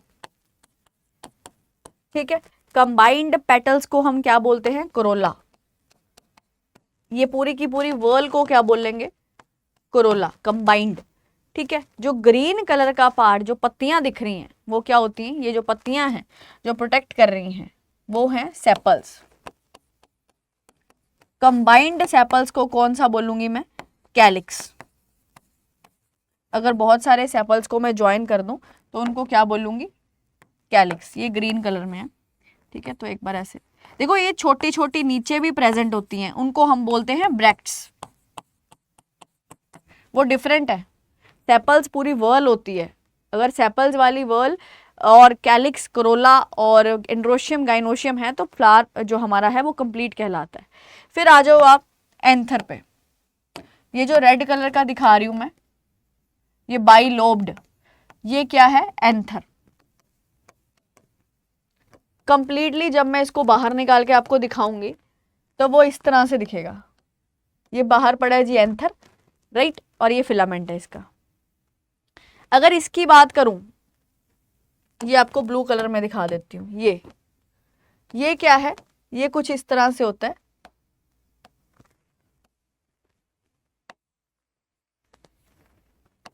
तो ये है आपका स्टिग्मा, ये है स्टाइल, और नीचे होती है जी ओवरी। ओवरी बड़े हो, मतलब ओवरी जब मैच्योर हो जाती है तो किस में कन्वर्ट हो जाती है, फ्रूट में। और जो इसके अंदर ओव्यूल्स प्रेजेंट होते हैं वो किस में बदल जाते हैं, सीड में, ऑन मैच्योरेशन। याद रखना, स्टिग्मा, स्टाइल, ओवरी, ये किसका पार्ट है, ये पार्ट है जी आपका गाइनोशियम का, ठीक है। और जो ये एंथर और फिलामेंट है ये किसका पार्ट है,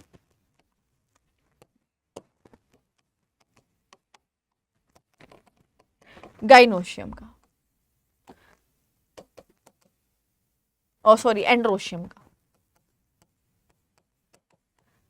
ठीक है। बेसिक्स आइडिया दे दिया एक फ्लावर के कंप्लीट स्ट्रक्चर की अगर मैं बात करूं, ठीक है। तो ये हमारा जो फ्लावर है जिसमें चारों की चारों वर्ल्स प्रेजेंट हैं, ये कौन सा फ्लावर कहलाएगा, ये कहलाएगा जी आपका कंप्लीट फ्लावर। क्या कहलाएगा, कंप्लीट फ्लावर।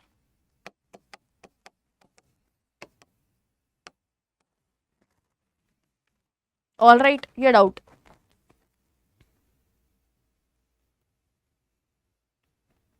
देख लो, डाउट है साथ साथ में पूछ लो।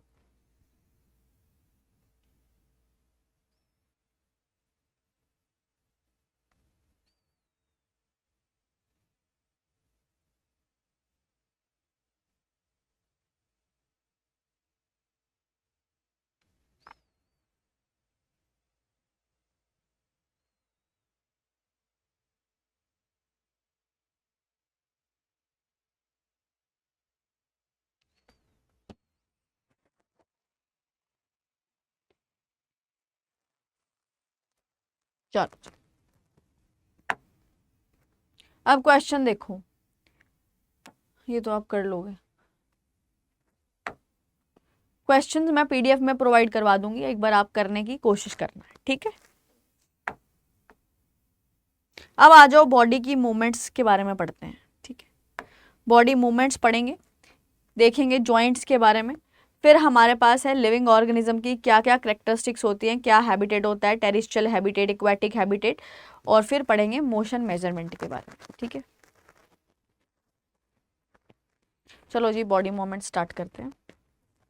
So body movements, human body और उसकी मूवमेंट्स के बारे में देखें। जॉइंट्स की बात करते हैं। जॉइंट्स क्या है जी, ऐसी लोकेशंस हैं बॉडी के अंदर जहाँ पे दो या दो से ज़्यादा बोन्स क्या करती हैं जी, ज्वाइन करती हैं, ऐसे वे में कि वो मूव कर सके अपनी अपनी स्पेसिफिक डायरेक्शन में।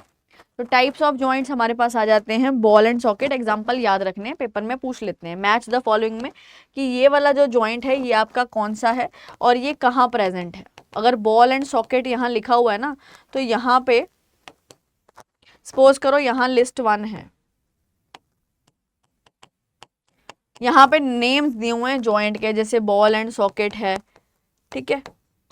और यहाँ पे लिखा हुआ है कि ये कहाँ है, हिप और थाई, ठीक है। तो आपको मैच करना होगा, तो ये आपको इंपॉर्टेंट बन जाता है। सो बॉल एंड सॉकेट जॉइंट क्या है जी, अब बोन जिसमें क्या है, जिसका टर्मिनल पार्ट एक बॉल के तरह है, इसको बॉल क्यों कहा गया, ऐसा टर्मिनल पार्ट जिसकी बॉल की तरह है, वो किसके is attach to another bone, वो बोन के साथ अटैच है दूसरी के साथ, कहाँ पे जी, उसके अंदर होलो हेमिस्फेरिकल कप लाइक स्ट्रक्चर है जिसको हम कैविटी बोलते हैं, इस तरह का होलो स्फेरिकल स्ट्रक्चर, एक में बॉल की तरह है, एक का जो टर्मिनल पार्ट है, दूसरे में hollow spherical like structure present है, ठीक है, तो उसको क्या बोल लेंगे हम, ये कैविटी हो गई। तो ये एक बॉल और सॉकेट की तरह, सॉकेट जहाँ पे आप क्या करते हो, स्विच करते हो ना अप्लाई, तो वहाँ पे एक जगह बनी होती है, कैविटी बनी होती है जिसमें एक स्विच जो है अंदर जाता है, तो वैसे ही बॉल और सॉकेट की तरह ये काम करता है। ये जो जॉइंट है ये हर डायरेक्शन में मूवमेंट को अलाउ करता है, ठीक है। हिप और थाई बोन्स में ये जो बॉल एंड सॉकेट जॉइंट है ये किसको कनेक्ट करता है, आपकी जो हिप की बोन है और जो थाई की बोन है। देख लो, ये एक साइड पे ये थाई बोन है और ये कैविटी दिख रही होगी, this is the ball and socket joint. ये थाई की बोन है, ये हिप की बोन है। क्लियर है, डायग्राम समझ में आ गया, ठीक है।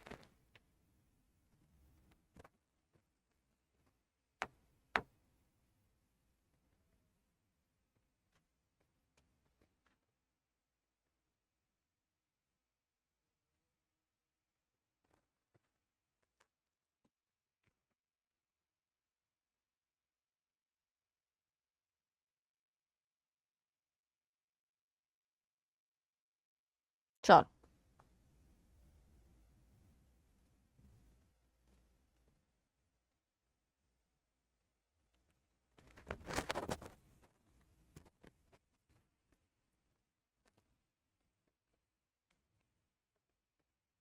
देन पाइवटल जॉइंट जो है वो क्या, इट इज वन जहाँ पे नेक मीट क्या करती है, कहाँ पे जी, हेड को, जो आपकी नेक है वो किसको मीट कर रही है जी, हेड को।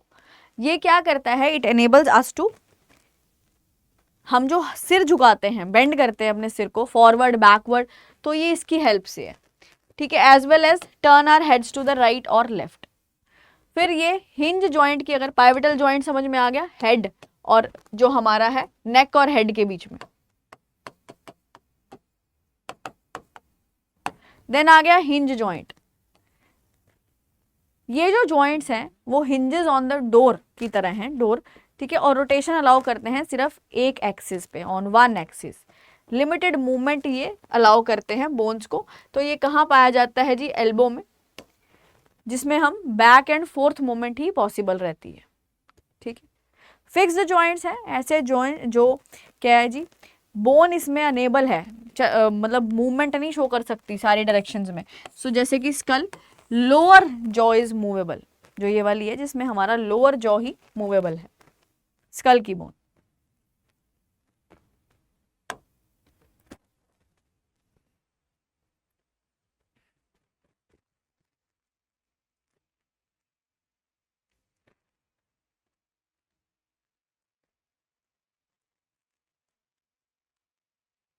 फिर आ गया आपका स्केलेटन। स्केलेटन बेसिकली जितनी भी हमारी बोन्स हैं वो इकट्ठे काम करती हैं, क्या बनाने के लिए, एक फ्रेमवर्क बनाने के लिए, जो हमारी क्या करता है जी, बॉडी को शेप देता है, राइट, जो शेप करता है। All are bones work together to form a framework that shapes the body. ये जो फ्रेमवर्क बोलते हैं उसको क्या बोलते हैं, स्केलेटन बोलते हैं। स्केलेटन शेप और क्या करता है जी, कुछ एक ऐसे बॉडी, अगर मैं बात करूं, skeleton basically shape and number of bones in the some part of the body are determined by the feeling them। कैसे हम determine कर सकते हैं उसको feel करके, x-ray images के through। the skeleton system not only aids in movement but also protects the body's delicate internal organs। तो आपको पता ही है skeleton system आपके internal जो soft organs हैं, ये organs हैं, उनको protect करता है हमारी body का। अगर हम देखें तो skeletal जो अगर आपने देखा हो labs में या कहीं पे भी, तो skeleton सबने देखा हुआ है। चलो,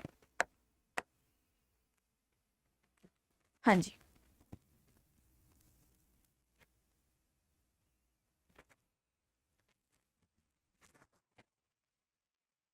so points to note, human skeletal is composed of around 305 bones at birth, 305 bones at birth। so the number of bones in the skeletal changes with age। उम्र के साथ साथ जो नंबर ऑफ बोन्स हैं स्केलेटन में वो क्या हो जाते हैं, चेंज हो जाते हैं। It decreases to 206 bones by adulthood after some bones have fused together. Adulthood में 206 ही रह जाते हैं, कुछ एक बोन्स की फ्यूजन हो जाती है। तो ये डिटेल में पढ़ेंगे जी, बहुत बड़ा चैप्टर है ये, हर एक बोन के बारे में डिटेल में करवाऊंगी, लेकिन अभी इतना ही करना है।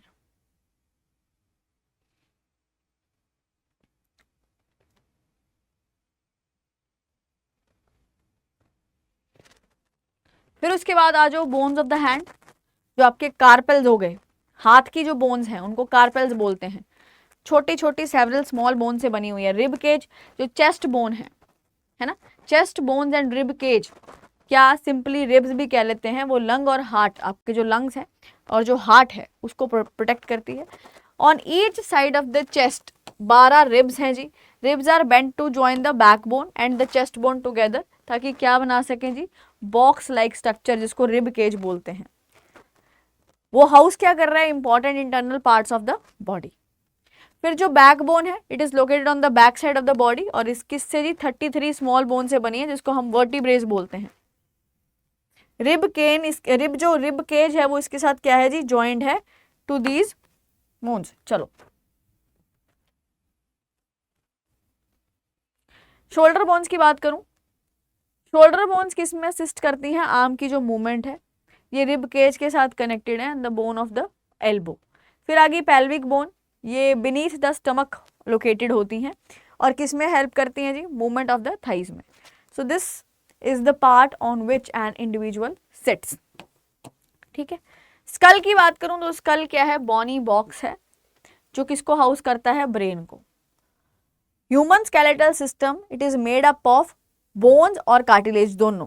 ठीक है, कार्टिलेज बेसिकली फ्लेक्सिबल होते हैं and not as hard as bones.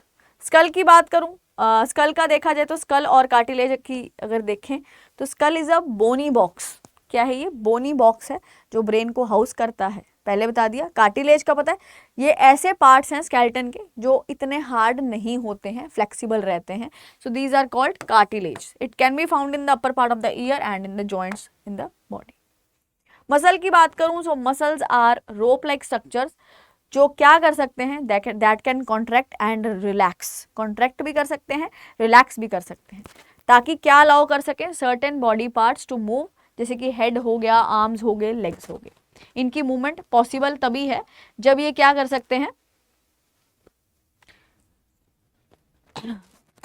Muscles की हेल्प से, कॉन्ट्रैक्ट एंड रिलैक्स। तो जब मसल कॉन्ट्रैक्ट करती है, ये छोटी हो जाती है, स्टिफर हो जाती है और मोटी हो जाती है, तो ये बोन को क्या करती है, पुल करती है। देन मसल जो है काम कैसे करते हैं, पेयर्स में फंक्शन करते हैं। जब एक कॉन्ट्रैक्ट करेगी तो bone is pushed in the opposite direction, तो उस ऑपोजिट मसल जो है वो क्या करेगी, ऑपोजिट जो मसल है पेयर में वो रिलैक्स कर जाएगी। ठीक है, तो to move the bone in the opposite direction, उसमें क्या जी, वाइल द फर्स्ट रिलैक्सेस, फिर जो रिलैक्स्ड मसल है देन कॉन्ट्रैक्ट करेगी, ताकि उसको वापस उसकी पुरानी ओरिजिनल पोजीशन पे लाया जा सके। Then a muscle can only pull, it is unable to push the bone. as a result क्या है जी, दो मसल कोलैबोरेट करेंगे क्या करने के लिए, बोन की मूवमेंट के लिए। अब गेट ऑफ एनिमल्स पढ़ते हैं। कॉकरोच हो गया, अर्थवॉर्म हो गया, बहुत लंबी स्टडी है एनिमल्स की, एनिमल किंगडम पूरा का पूरा है जो बड़ा इंपॉर्टेंट है।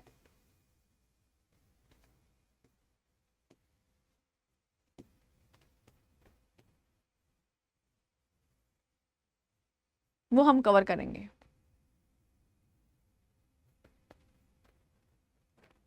चलो करूं start. So gate of animals की अगर मैं बात करूं तो अर्थवॉर्म, अर्थवॉर्म में क्या होते हैं जी, ब्रूसल्स होते हैं, टाइनी हेयर लाइक स्ट्रक्चर्स होते हैं जो हेल्प करते हैं उनको अटैच करने के लिए, क्या जी, a part of their body to the ground. Bristles बोलते हैं इनके हेयर लाइक स्ट्रक्चर को, याद रहेगा। ये क्या करते हैं जी, ये पहले फिक्स करते हैं बैक को एंड एक्सटेंड करते हैं फ्रंट को, फिर स्ट्रेच करते हैं back while fixing the front. Earthworm के पास बोन्स नहीं होती हैं, they can contract and relax their muscles movement के लिए। स्नेल की बात करूं तो स्नेल आपने देखा होगा, उसका शेल होता है, आउटर कवरिंग सी होती है, outer skeleton of the snail. ठीक है, but it is not made of bones, ये जो शेल है it is a single unit and कोई भी ये लोकोमोशन में या मूवमेंट में हेल्प नहीं करता, राइट इसको क्या करना चाहिए, इसको ड्रैग अलोंग करना होना चाहिए, it must be dragged along. Snails move कैसे करते हैं, with the help of their muscular foot. Cockroach की बात करूं तो cockroach the 3 pairs of legs, किसमें जी, कॉकरोच में, वो किसमें हेल्प करते हैं, लोकोमोशन में, मूवमेंट में। इनकी जो बॉडी है it is protected by the hard outer skeleton which is made up a number of plates joint together that help in the movement. Wings उसको अलाउ करते हैं कि वो उड़ सके, कॉकरोच को अलाउ करते हैं कि वो उड़ सके, ठीक है। देखी है आपने जी कॉकरोच की, इनका डाइजेस्टिव सिस्टम और ये सब चीजें भी पढ़ेंगे जो जो पेपर में आ जाता है, ठीक है। बर्ड्स की बात करें तो द बॉडी ऑफ बर्ड्स जो है इट इज मॉडिफाइड, वही आपको पता है एयरक्राफ्ट की भी वैसी ही स्ट्रक्चर है ना। सो फ्लाइंग के लिए ही बने हैं, बोन्स आर हॉलो होते हैं और 4 limbs are modified into wings, जो आगे वाले लिम्स हैं they are modified into wings. इनकी बोन्स होलो होती हैं ताकि लाइट इन वेट हो, ताकि वो फ्लाई कर सके।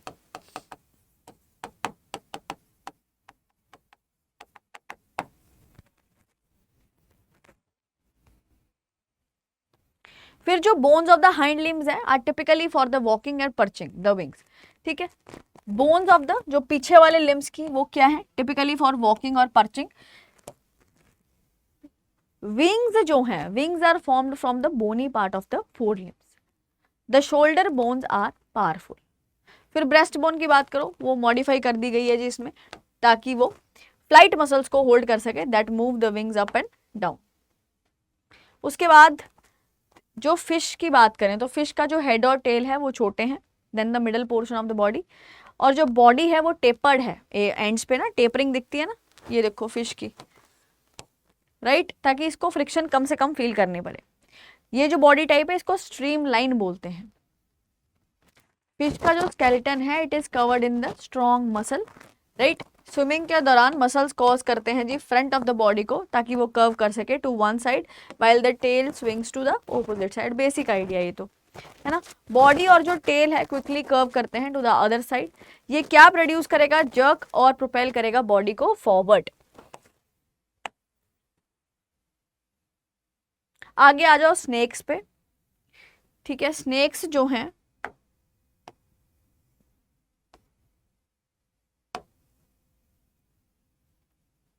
क्या शो करते हैं, स्नेक्स पता है ना, सांप, स्लिदरिंग मूवमेंट, मसल और उसकी बैकबोन से। Snakes have a long spine, इनकी क्या है जी, लॉन्ग स्पाइन होती है। लॉट ऑफ थिन मसल्स होती हैं, इवन दो muscle separated by a great distance they are linked. Muscles also connect the spine, ribs and skin. जो स्नेक की बॉडी है it is curved into numerous loops, बहुत सारी लूप्स में ये कवर्ड होती है बाय प्रेसिंग अगेंस्ट ग्राउंड। जो each loop of the snake है वो क्या करती है जी, प्रोपेल करती है उसको forward. So because of its long body, और या आप कह लो many loops each of which provides a push, snake क्या करता है, बहुत क्विकली चल पाता है, मूव कर पाता है। तो आज का ये लास्ट आपका चैप्टर रहेगा जो इंपॉर्टेंट है आपकी 6th क्लास के एनसीईआरटी में से, ठीक है। इसके बाद हम 7th की देखेंगे, 7th की थोड़ी डिटेल में जाएंगे, ठीक है। इसको थोड़ा सा 6th वाली वेरी वेरी बेसिक होती है, उसमें आपको कुछ ज़्यादा अगर मैं बोलूँ कि पेपर में क्वेश्चन आएगा नहीं आएगा, हमारा काम है पेपर क्लियर करना, ठीक है। आपको कंसेप्ट्स मेरे को प्रॉपर समझाना, तो जितने भी कंसेप्ट्स ऐसे हैं जो आगे जाके पेपर में पूछे जाते हैं वो सब मैं साथ साथ में बता रही हूँ, ठीक है।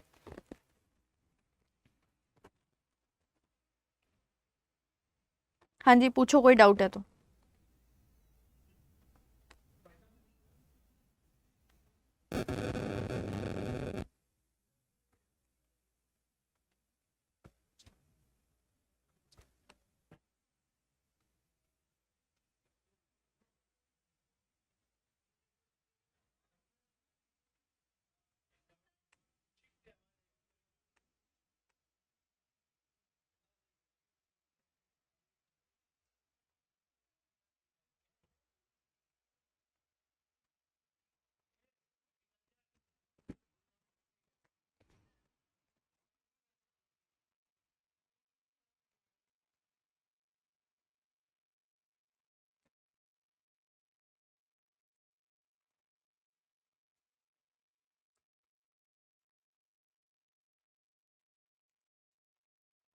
फिर आ जाओ living organisms, characteristics and habitats. Organisms and the surroundings. So living organisms कहाँ हैं जी? Are present in the various places, जैसे cold, very hot and dry या ह्यूमिड प्लेसेस। जो लिविंग ऑर्गेनिजम्स हैं are also present hardest of places, जैसे opening of the volcanoes, deepest oceans, कहीं भी एक्वाटिक, टेरेस्ट्रियल, वहाँ लिविंग ऑर्गेनिजम्स पाए जाते हैं। हैबिटेट और एडेप्टेशन की बात करूँ, लाइफ को सस्टेन करने के लिए, तो अडेप्टेशंस किसी भी पर्टिकुलर हैबिटेट में लाइफ को सस्टेन करने के लिए कुछ एक अडेप्टेशंस करते हैं, तो वो देखते हैं। सी हैबिटेट है तो प्लांट्स एंड एनिमल्स जो सी में हैं उनको क्या है जी? Are surrounded by the saline या salty water. So most of them क्या करते हैं जी? यूज करते हैं एयर, ऐसी एयर जो डिजॉल्व इन वाटर है, ठीक है, पानी में जो डिजॉल्व है उसको यूज करते हैं। Desert habitats, so there is very little water available. The desert is extremely hot है during the day and extremely cold at night. तो डेजर्ट एनिमल्स और जो प्लांट्स हैं वो क्या है जी? They live on the desert soil and क्या करते हैं? वो ब्रीथ करते हैं एयर फ्रॉम देयर सराउंडिंग्स, ठीक है। जो सी है और डेजर्ट है, सी एंड द डेजर्ट है वेरी वेरी डिफरेंट एनवायरमेंट।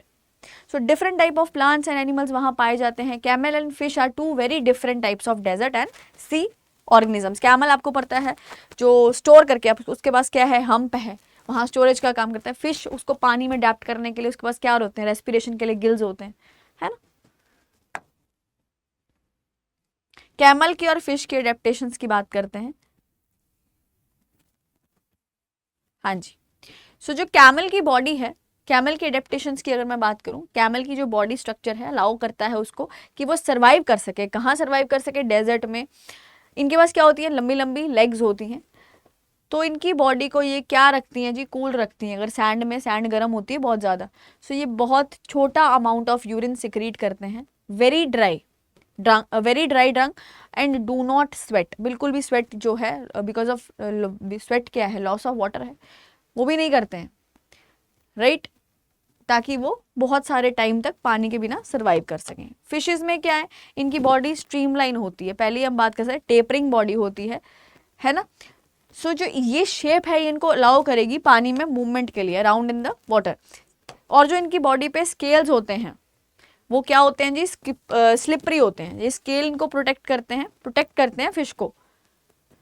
तो इजी मूवमेंट तो है ही है, लेकिन प्रोटेक्शन का काम भी करते हैं। फिशेस के पास क्या रहते हैं? फिन्स रहते हैं, फ्लैट और tails, that help them change directions और बॉडी बैलेंस को मेंटेन करने के लिए।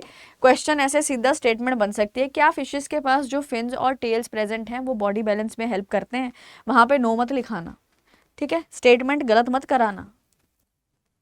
और जो फिश के गिल्स हैं, aid in the utilization of oxygen dissolved in water. फिर एडेप्टेशन और हैबिटेट देखो।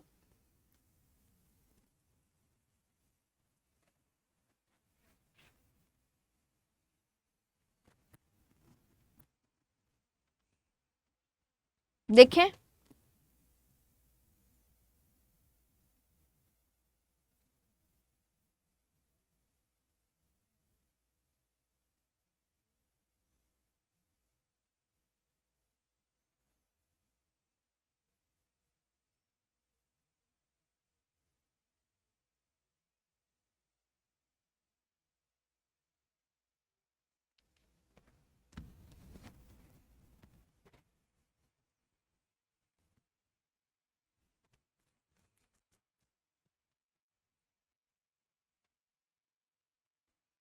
हैबिटेट और एडेप्टेशन की बात करूं, so the adaptation is basically the presence of specific features of the habitat. वो क्या करते हैं? That allow an organism to live naturally एक जगह पे, ठीक है, उसको क्या बोलते हैं? अडेप्टेशन। स्पेसिफिक फीचर्स हों किसी ऑर्गेनिज्म के पास जो उसको हेल्प कर सके उस जगह में सर्वाइव करने के लिए। ऑर्गेनिजम्स अडेप्टेशंस जो हैं डिफर डिपेंडिंग ऑन कहाँ पे उनको रहना है, राइट, उस पर डिपेंड करता है। So that is why fish cannot exist outside the water and a camel cannot exist in the sea. Habitat की अगर और बात देखें, so it refers to the environment in which organisms live. Dwelling place, a home, basically it is refer to as a habitat. The habitat क्या provide करता है जी organism को? जो भी नेसेसिटीज जैसे फूड, वाटर, एयर, ये सब चीज़ों से उसको प्रोवाइड करता है। टेरेस्ट्रियल हैबिटेट की बात करें, सो जो प्लांट्स धरती पे मतलब लैंड पे पाए जाते हैं and animals that live on land, forest, grasslands, deserts, coastal, mountain regions, वहाँ पे उनको क्या बोलते हैं कि ये टेरेस्ट्रियल रीजन के हैबिटेट हैं। अब हैबिटेट और एडेप्टेशन, एक्वाटिक हैबिटेट्स की बात करूं, are the habitats of plants and animals जो कि पानी में पाए जाते हैं। एक्वाटिक हैबिटेट इंक्लूड करता है जी बॉडीज ऑफ वाटर, जैसे कि लेक हो गया, रिवर में, ओशंस में पाए जाने वाले। बायोटिक कंपोनेंट्स है जो ऑर्गेनिजम्स ऐसे हैबिटेट में रह सकते हैं, ठीक है, उनको क्या बोलते हैं, बायोटिक। बायोटिक मतलब लिविंग। एबायोटिक कंपोनेंट्स ऐसे कंपोनेंट्स ऑफ द हैबिटेट जो इंक्लूड करते हैं नॉन लिविंग थिंग्स जैसे रॉक्स, सॉइल, एयर और वाटर, ठीक है। फिर आ जाओ टेरेस्ट्रियल हैबिटेट पे। डेजर्ट एनिमल्स जैसे कि रैट, स्नेक्स, वो कहाँ रहते हैं जी, ब्यूरोज में रहते हैं, डीप इन द सैंड, ताकि वो अवॉइड कर सके इंटेंस जो हीट होती है दिन के दौरान। ये सिर्फ रात को देखे जाते हैं, ठीक है, जब ठंड हो जाती है, जब थोड़ा सा मौसम टेम्परेचर डाउन होता है, कूलर होता है, तो ये देखे जाते हैं। Desert plants loss very little water through transpiration, right, transpiration होता है, evaporative loss of water. The leaves of the desert plant are इधर एब्सेंट, या तो होते हैं या बहुत छोटे होते हैं, और उनमें क्या होते हैं, कांटे होते हैं, छोटे छोटे स्पाइन्स होते हैं। सो उससे होएगा क्या, अगर छोटा होगा लीफ तो उसका सरफेस एरिया कम होगा, तो reducing the water loss from the leaves due to transpiration. Leaf like structure जो है कैक्टस पे in its stem, right, photosynthesis जो है it is typically carried out by the stems of these leaves. Photosynthesis leaves नहीं करते हैं, यहाँ पे स्टेम करती है। तो डेजर्ट प्लांट में फोटोसिंथेसिस ज्यादातर स्टेम करती है। स्टेम क्या है जी, it is also covered in a thick waxy layer, इसके ऊपर एक थिक वैक्सी लेयर होती है जिससे कि पानी का लॉस ना हो सके। ज्यादातर इनमें डीप रूट्स होती हैं ताकि वो रूट नीचे जाके ज्यादा डीप में जाके पानी को एब्जॉर्ब कर सके। फिर आ जाओ माउंटेन रीजन पे।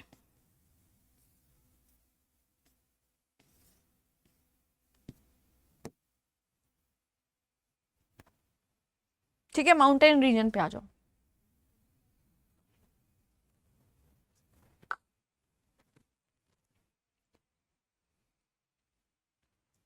माउंटेन रीजन पे क्या है जी, these environments are typically very cold और विंडी, ठीक है, स्नोफॉल में अगर कुछ एक एरियाज में during the winter. Adaptations in the trees, यहाँ पे क्या है जी, trees are typically cone shaped, जिसमें क्या है, स्लोपिंग ब्रांचेस हैं। सम ऑफ दीज ट्रीज क्या है जी, इनमें नीडल लाइक लीव्स हैं।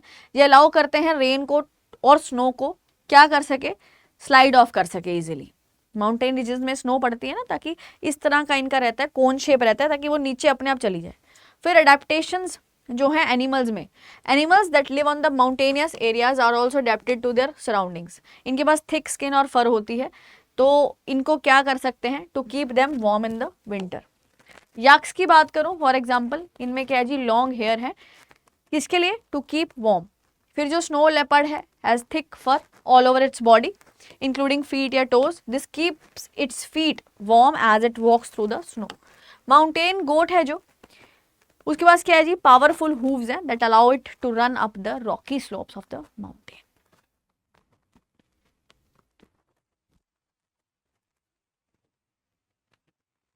फिर आ जाओ ग्रासलैंड पे। लायन जो है it lives in the forest और grassland and is a powerful animal capable of hunting and killing the praise, जैसे कि डियर।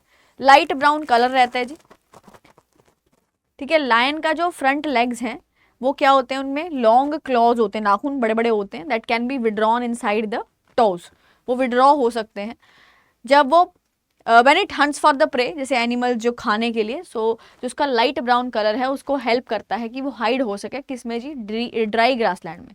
तो जो eyes in the front of the face क्या उसको अलाउ करती हैं to determine the location of its prey, simple. Another animal जो forest और ग्रासलैंड में रहता है वो कौन सा है जी, डियर है। उसके क्या रहते हैं, पावरफुल टीथ रहते हैं for chewing on tough forest plant stems. Deer must be aware of the presence of the predators, ठीक है। तो इसके लॉन्ग ईयर्स होते हैं ताकि वो सुन सके प्रीडेटर की मूवमेंट। जो eyes on the sides of it, उसके जो हेड के साइड्स पे जो आईज होती हैं उसको अलाउ करते हैं कि वो डेंजर की जो सर्च है पूरी सारी डायरेक्शंस में वो कर सके।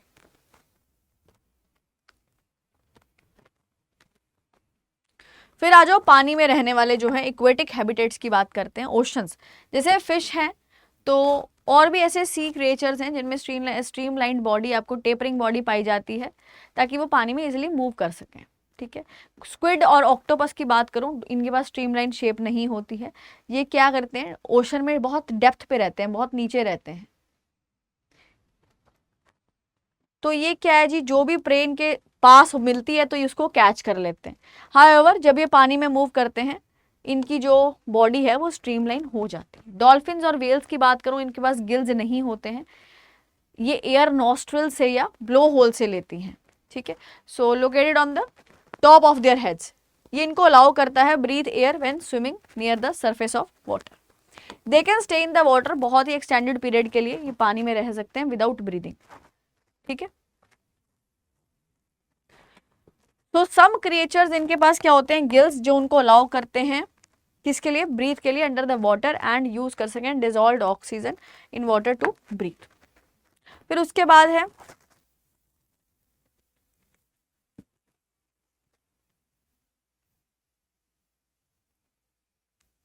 हाँ जी, उसके बाद है पॉन्ड्स एंड लेक्स।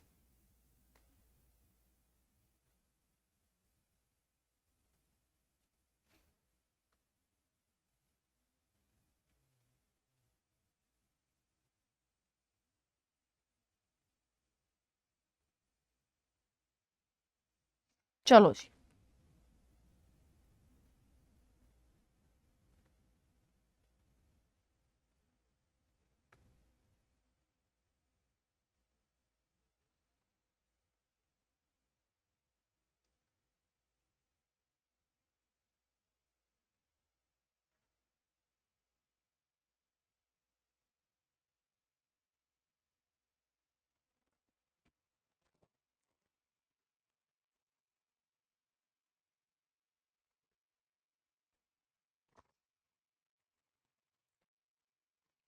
चलो जी, पॉन्ड्स एंड लेक्स की बात करूं, so some of the under water plants have roots that are embedded in the soil beneath the water.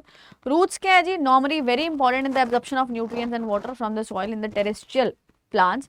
Aquatic plants दूसरे हाथ पे have much smaller roots that serve only to keep the plant in the place. So ये जो plants है, stems है जी, क्या long है, होलो है, लाइट है। ये स्टेम जो है it rise to the surface of the water while the leaves and flowers float on the surface. कुछ ऐसे एक्वेटिक प्लांट्स हैं जो कंप्लीटली सबमर्ज्ड रहते हैं, सबमर्ज्ड रहते हैं, ठीक है। कहाँ पे सबमर्ज्ड रहते हैं जी, पानी में। सम ऑफ दीज प्लांट्स क्या है जी, इनके लीव्स होते हैं उनके नैरो और थिन, जैसे रिबन लाइक लीव्स होंगे ऐसे ऐसे करके, राइट। तो ये इनको हेल्प करते हैं, एडेप्टेशन है। फ्रॉग्स की अगर बात करूं तो typically found in the ponds में पाए जाते हैं। फ्रॉग्स क्या करते हैं जी, they can move both inside and outside of the water. Powerful back legs हैं जो उनको हेल्प करती हैं leaping and catching the prey में। वेब्ड फीट हैं that allow them to swim in the water, right. फिर कैरेक्टरिस्टिक्स ऑफ ऑर्गेनिजम्स देखो, food और ग्रोथ की बात करें तो food is necessary for all the living things including animals and humans. Photosynthesis क्या है, इट इज अ प्रोसेस जहां से प्लांट्स प्रोड्यूस कर सकते हैं अपना खाना। Animals rely on the plants और बाकी animals for food. So food provide करता है ऑर्गेनिजम्स को विद द एनर्जी जो चाहिए जी ग्रोथ के लिए। सो organisms require energy life processes के लिए, राइट। तो यहाँ से मिलते हैं। ग्रोथ की बात करूँ, animals young develop into the adults, वो पता ही है आपको, all living things appear to experience growth. फिर करेक्टरिस्टिक्स क्या है, रेस्पिरेशन हो गया, राइट। उसके लिए क्या रहता है आपको पढ़ना पड़ेगा, एक्सक्रीशन क्या है, ये भी बहुत इंपॉर्टेंट है। चलो रेस्पिरेशन पढ़ते हैं। सांस लेना, इसके बिना आप जिंदा नहीं रह सकते। सो जब हम इनहेल करते हैं एयर मूव करती है from outside to inside our body. जब एक्सहेल करते हैं तो हमारी बॉडी के जो मतलब हवा को बाहर फेंकने का प्रोसेस है। ब्रीदिंग क्या है जी, it is a part of process of respiration. तो ब्रीदिंग और रेस्पिरेशन सेम नहीं है, ये रेस्पिरेशन का पार्ट है। रेस्पिरेशन इज बेसिकली एनर्जी को, ऑक्सीजन जो हम ब्रीदिंग के प्रोसेस से ले रहे हैं उससे ग्लूकोज को तोड़ना और क्या प्रोड्यूस करवाना, एनर्जी प्रोड्यूस करवाना, ये रेस्पिरेशन का प्रोसेस है। सो बॉडी यूज करती है जी some of the oxygen in the air we breathe during respiration, और एक्सपेल क्या करते हैं, कार्बन डाइऑक्साइड को। जो ब्रीदिंग है, ब्रीदिंग प्रोसेस इन एनिमल्स जैसे cows, buffaloes, dogs, cats similar to that of the humans. जितने भी हमारे पास लिविंग ऑर्गेनिजम्स हैं, क्या हैं जी, जितने भी लिविंग ऑर्गेनिजम्स हैं, right. Breathing process in animals जैसे कि काउज, बफेलोज, डॉग्स, कैट्स है ना, similar to that of the humans. फिर all the living organisms require respiration, body obtain energy from the food, मैंने पहले ही बता दिया। अर्थवॉर्म वो अपनी स्किन से, क्यूटेनियस रेस्पिरेशन है, स्किन से रेस्पायर करते हैं। फिश के पास क्या रहते हैं, गिल्स रहते हैं, जिससे वो क्या कंज्यूम कर सकती हैं, ऑक्सीजन, जो कि पानी में डिजोल्व है। ये जो गिल्स हैं एब्जॉर्ब करते हैं ऑक्सीजन को dissolve in the water from the air. Then respiration, अगर रेस्पायर की बात करें, प्लांट एक्सचेंज करता है gases primarily through their leaves. ये जो लीफ हैं ये एब्जॉर्ब करेंगे ऑक्सीजन को टाइनी टाइनी छोटे छोटे पोर से, ठीक है। सो एमिट करेंगे ये carbon dioxide back into the atmosphere. Plants use करते हैं कार्बन डाइऑक्साइड को to produce food and emit oxygen, ठीक है। जब भी इनको सनलाइट में एक्सपोज किया जाता है, the amount of oxygen release by the plant during the food preparation process is much greater than the amount of oxygen used in respiration. Then stimuli की बात करूं, रेस्पॉन्स टू द स्टिमुलाई, ये characteristics हैं। अगर कोई इंसान जिंदा है तो वो रेस्पिरेशन परफॉर्म करेगा, रिस्पॉन्स करेगा स्टिमुलस को, और क्या परफॉर्म करेगा जी, और क्या, एक तो रेस्पिरेशन परफॉर्म करेगा, एक एक्सक्रीशन परफॉर्म करेगा, और response to the stimulus. Stimulus are changes in our surroundings, है ना, that cause us to react. कोई भी सराउंडिंग में चेंज हो रहा है तो वो एक स्टिमुलस, एक मतलब हम कह सकते हैं स्टिमुलाई की तरह काम करेंगे, ठीक है। जैसे कि bright light in the stone, अगर when a bright light is shone in their direction, जो वाइल्ड एनिमल्स हैं वो फ्लाई करते हैं। सिमिलरली कॉकरोच वो मूवमेंट शो करता है हाइडिंग प्लेसेस, जब किचन की लाइट जो है वो बंद हो जाती है। मतलब किचन की लाइट अगर आप रात में ऑन करते हो तो आपको कॉकरोच दिखता होगा इधर उधर जाता, ठीक है। Some plants have flowers that only bloom at night, so when someone touches some plant, जैसे कि मिमूसा है तो ये स्टिमुलस है, जिसको टच मी नॉट भी कहा जाता है। इसके जो लीव्स हैं वो क्लोज हो जाते हैं। अगला आ गया इंपॉर्टेंट जो है करेक्टरिस्टिक, एक्सक्रीशन, अनडाइजेस्टेड फूड को बाहर निकालना। सो जितने भी ऑर्गेनिजम्स हैं जिनको खाना चाहिए, सारा का सारा खाना बॉडी यूज नहीं करेगी, only a portion of it is utilized, तो इसको एलिमिनेट भी तो करना है अब जो अनडाइजेस्टेड है। So our body generate waste in other life processes as well. Excretion is the process by which organisms eliminate waste. Plants भी एक्सक्रीट करते हैं but not in the same way जैसे कि एनिमल्स करते हैं। कुछ प्लांट्स स्टोर करते हैं वेस्ट प्रोडक्ट्स, राइट, और कुछ प्लांट्स एक्सपेल करते हैं through different different secretions, right. उसके बाद देखा जाए तो आपका जो रिप्रोडक्शन है, it is one of the important characteristics. So animals reproduce करते हैं with in their own species, right. Different different animals हैं, मोड ऑफ रिप्रोडक्शन है, डिफर कर सकते हैं। कुछ एग्स ले करते हैं, कुछ मैमल्स अगर मैं बात करूं यंग वंस को रेस करते हैं, कुछ क्या करते हैं, देखो some animals lay eggs to raise their young ones, some animals give birth, directly birth देते हैं। प्लांट्स की बात करें तो रिप्रोड्यूस करते हैं वो भी कुछ सीड के थ्रू जो जर्मिनेट करते हैं, है ना। सम प्लांट्स रिप्रोड्यूस करते हैं by means of other than seeds, for example अगर जो बडिंग के थ्रू या कटिंग्स के थ्रू भी रिप्रोडक्शन शो कर सकते हैं। फिर आ जाओ जी मूवमेंट पे, ये भी एक लाइफ की कैरेक्टरिस्टिक्स है। Animals move from one location to another, ठीक है। प्लांट्स जो हैं वो क्या है, टिपिकली वो सॉइल में एंकर्ड रहते हैं, तो वो movement from one location to another नहीं शो करते। हाउएवर कुछ एक सब्सटेंसेस जैसे कि वाटर, मिनरल और फूड वो जो बनाते हैं वो मूव करते हैं फ्रॉम वन पार्ट और टू द अदर, ठीक है। कुछ एक जो सब्सटेंसेस हैं तो वो शो करते हैं, राइट, मूवमेंट, रिप्रोडक्शन, उसके बाद excretion, respiration, response to stimuli, ये सब इंपॉर्टेंट है अगर लिविंग ऑर्गेनिज्म की कैरेक्टरिस्टिक्स की बात करूं। क्या क्या, movement, respiration, excretion, response to stimuli, और कौन सा है जी, और कौन सा रह गया, देखो रिप्रोडक्शन। तो आपको ये सारे याद रखने पड़ेंगे, ठीक है। अगर ये प्रेजेंट है तो आपका जो भी जिसकी भी बात हो रही है वो लिविंग है, राइट। तो सिक्स्थ के एनसीईआरटी में एक रफ आइडिया है हर चीज़ के बारे में। सेवन्थ की थोड़ी सी और डीप में जाएंगे, एट्थ की फर्दर डीप में, एट्थ की बहुत इंपॉर्टेंट रहेगी, राइट। उसमें मैं थोड़े से आपको जो एनसीईआरटी के आपके कटिंग्स हैं वो भी ऐड करवा दूँ, क्योंकि इसमें एक्टिविटीज़ बहुत ज़्यादा थी, ठीक है। तो इसलिए मैंने आपको सिर्फ ये पीडीएफ मैं प्रोवाइड करवा दूंगी, मेरे टेलीग्राम पे ये पीडीएफ आपको अवेलेबल हो जाएगा, that is Muskan ma'am science and tech, ठीक है। तो ये जो टेलीग्राम है ये आप फॉलो कर लेना, यहाँ से आपको जो है PDF अवेलेबल हो जाएगा। ठीक है, ये वाला QR को स्कैन कर लेना। आप लोगों को कोई डाउट हो पूछ सकते हो, राइट? नहीं तो हम नेक्स्ट सेशन में मिलते हैं जिसमें हम 7th की NCERT कवर करेंगे। ठीक है जी, thank you so much everyone.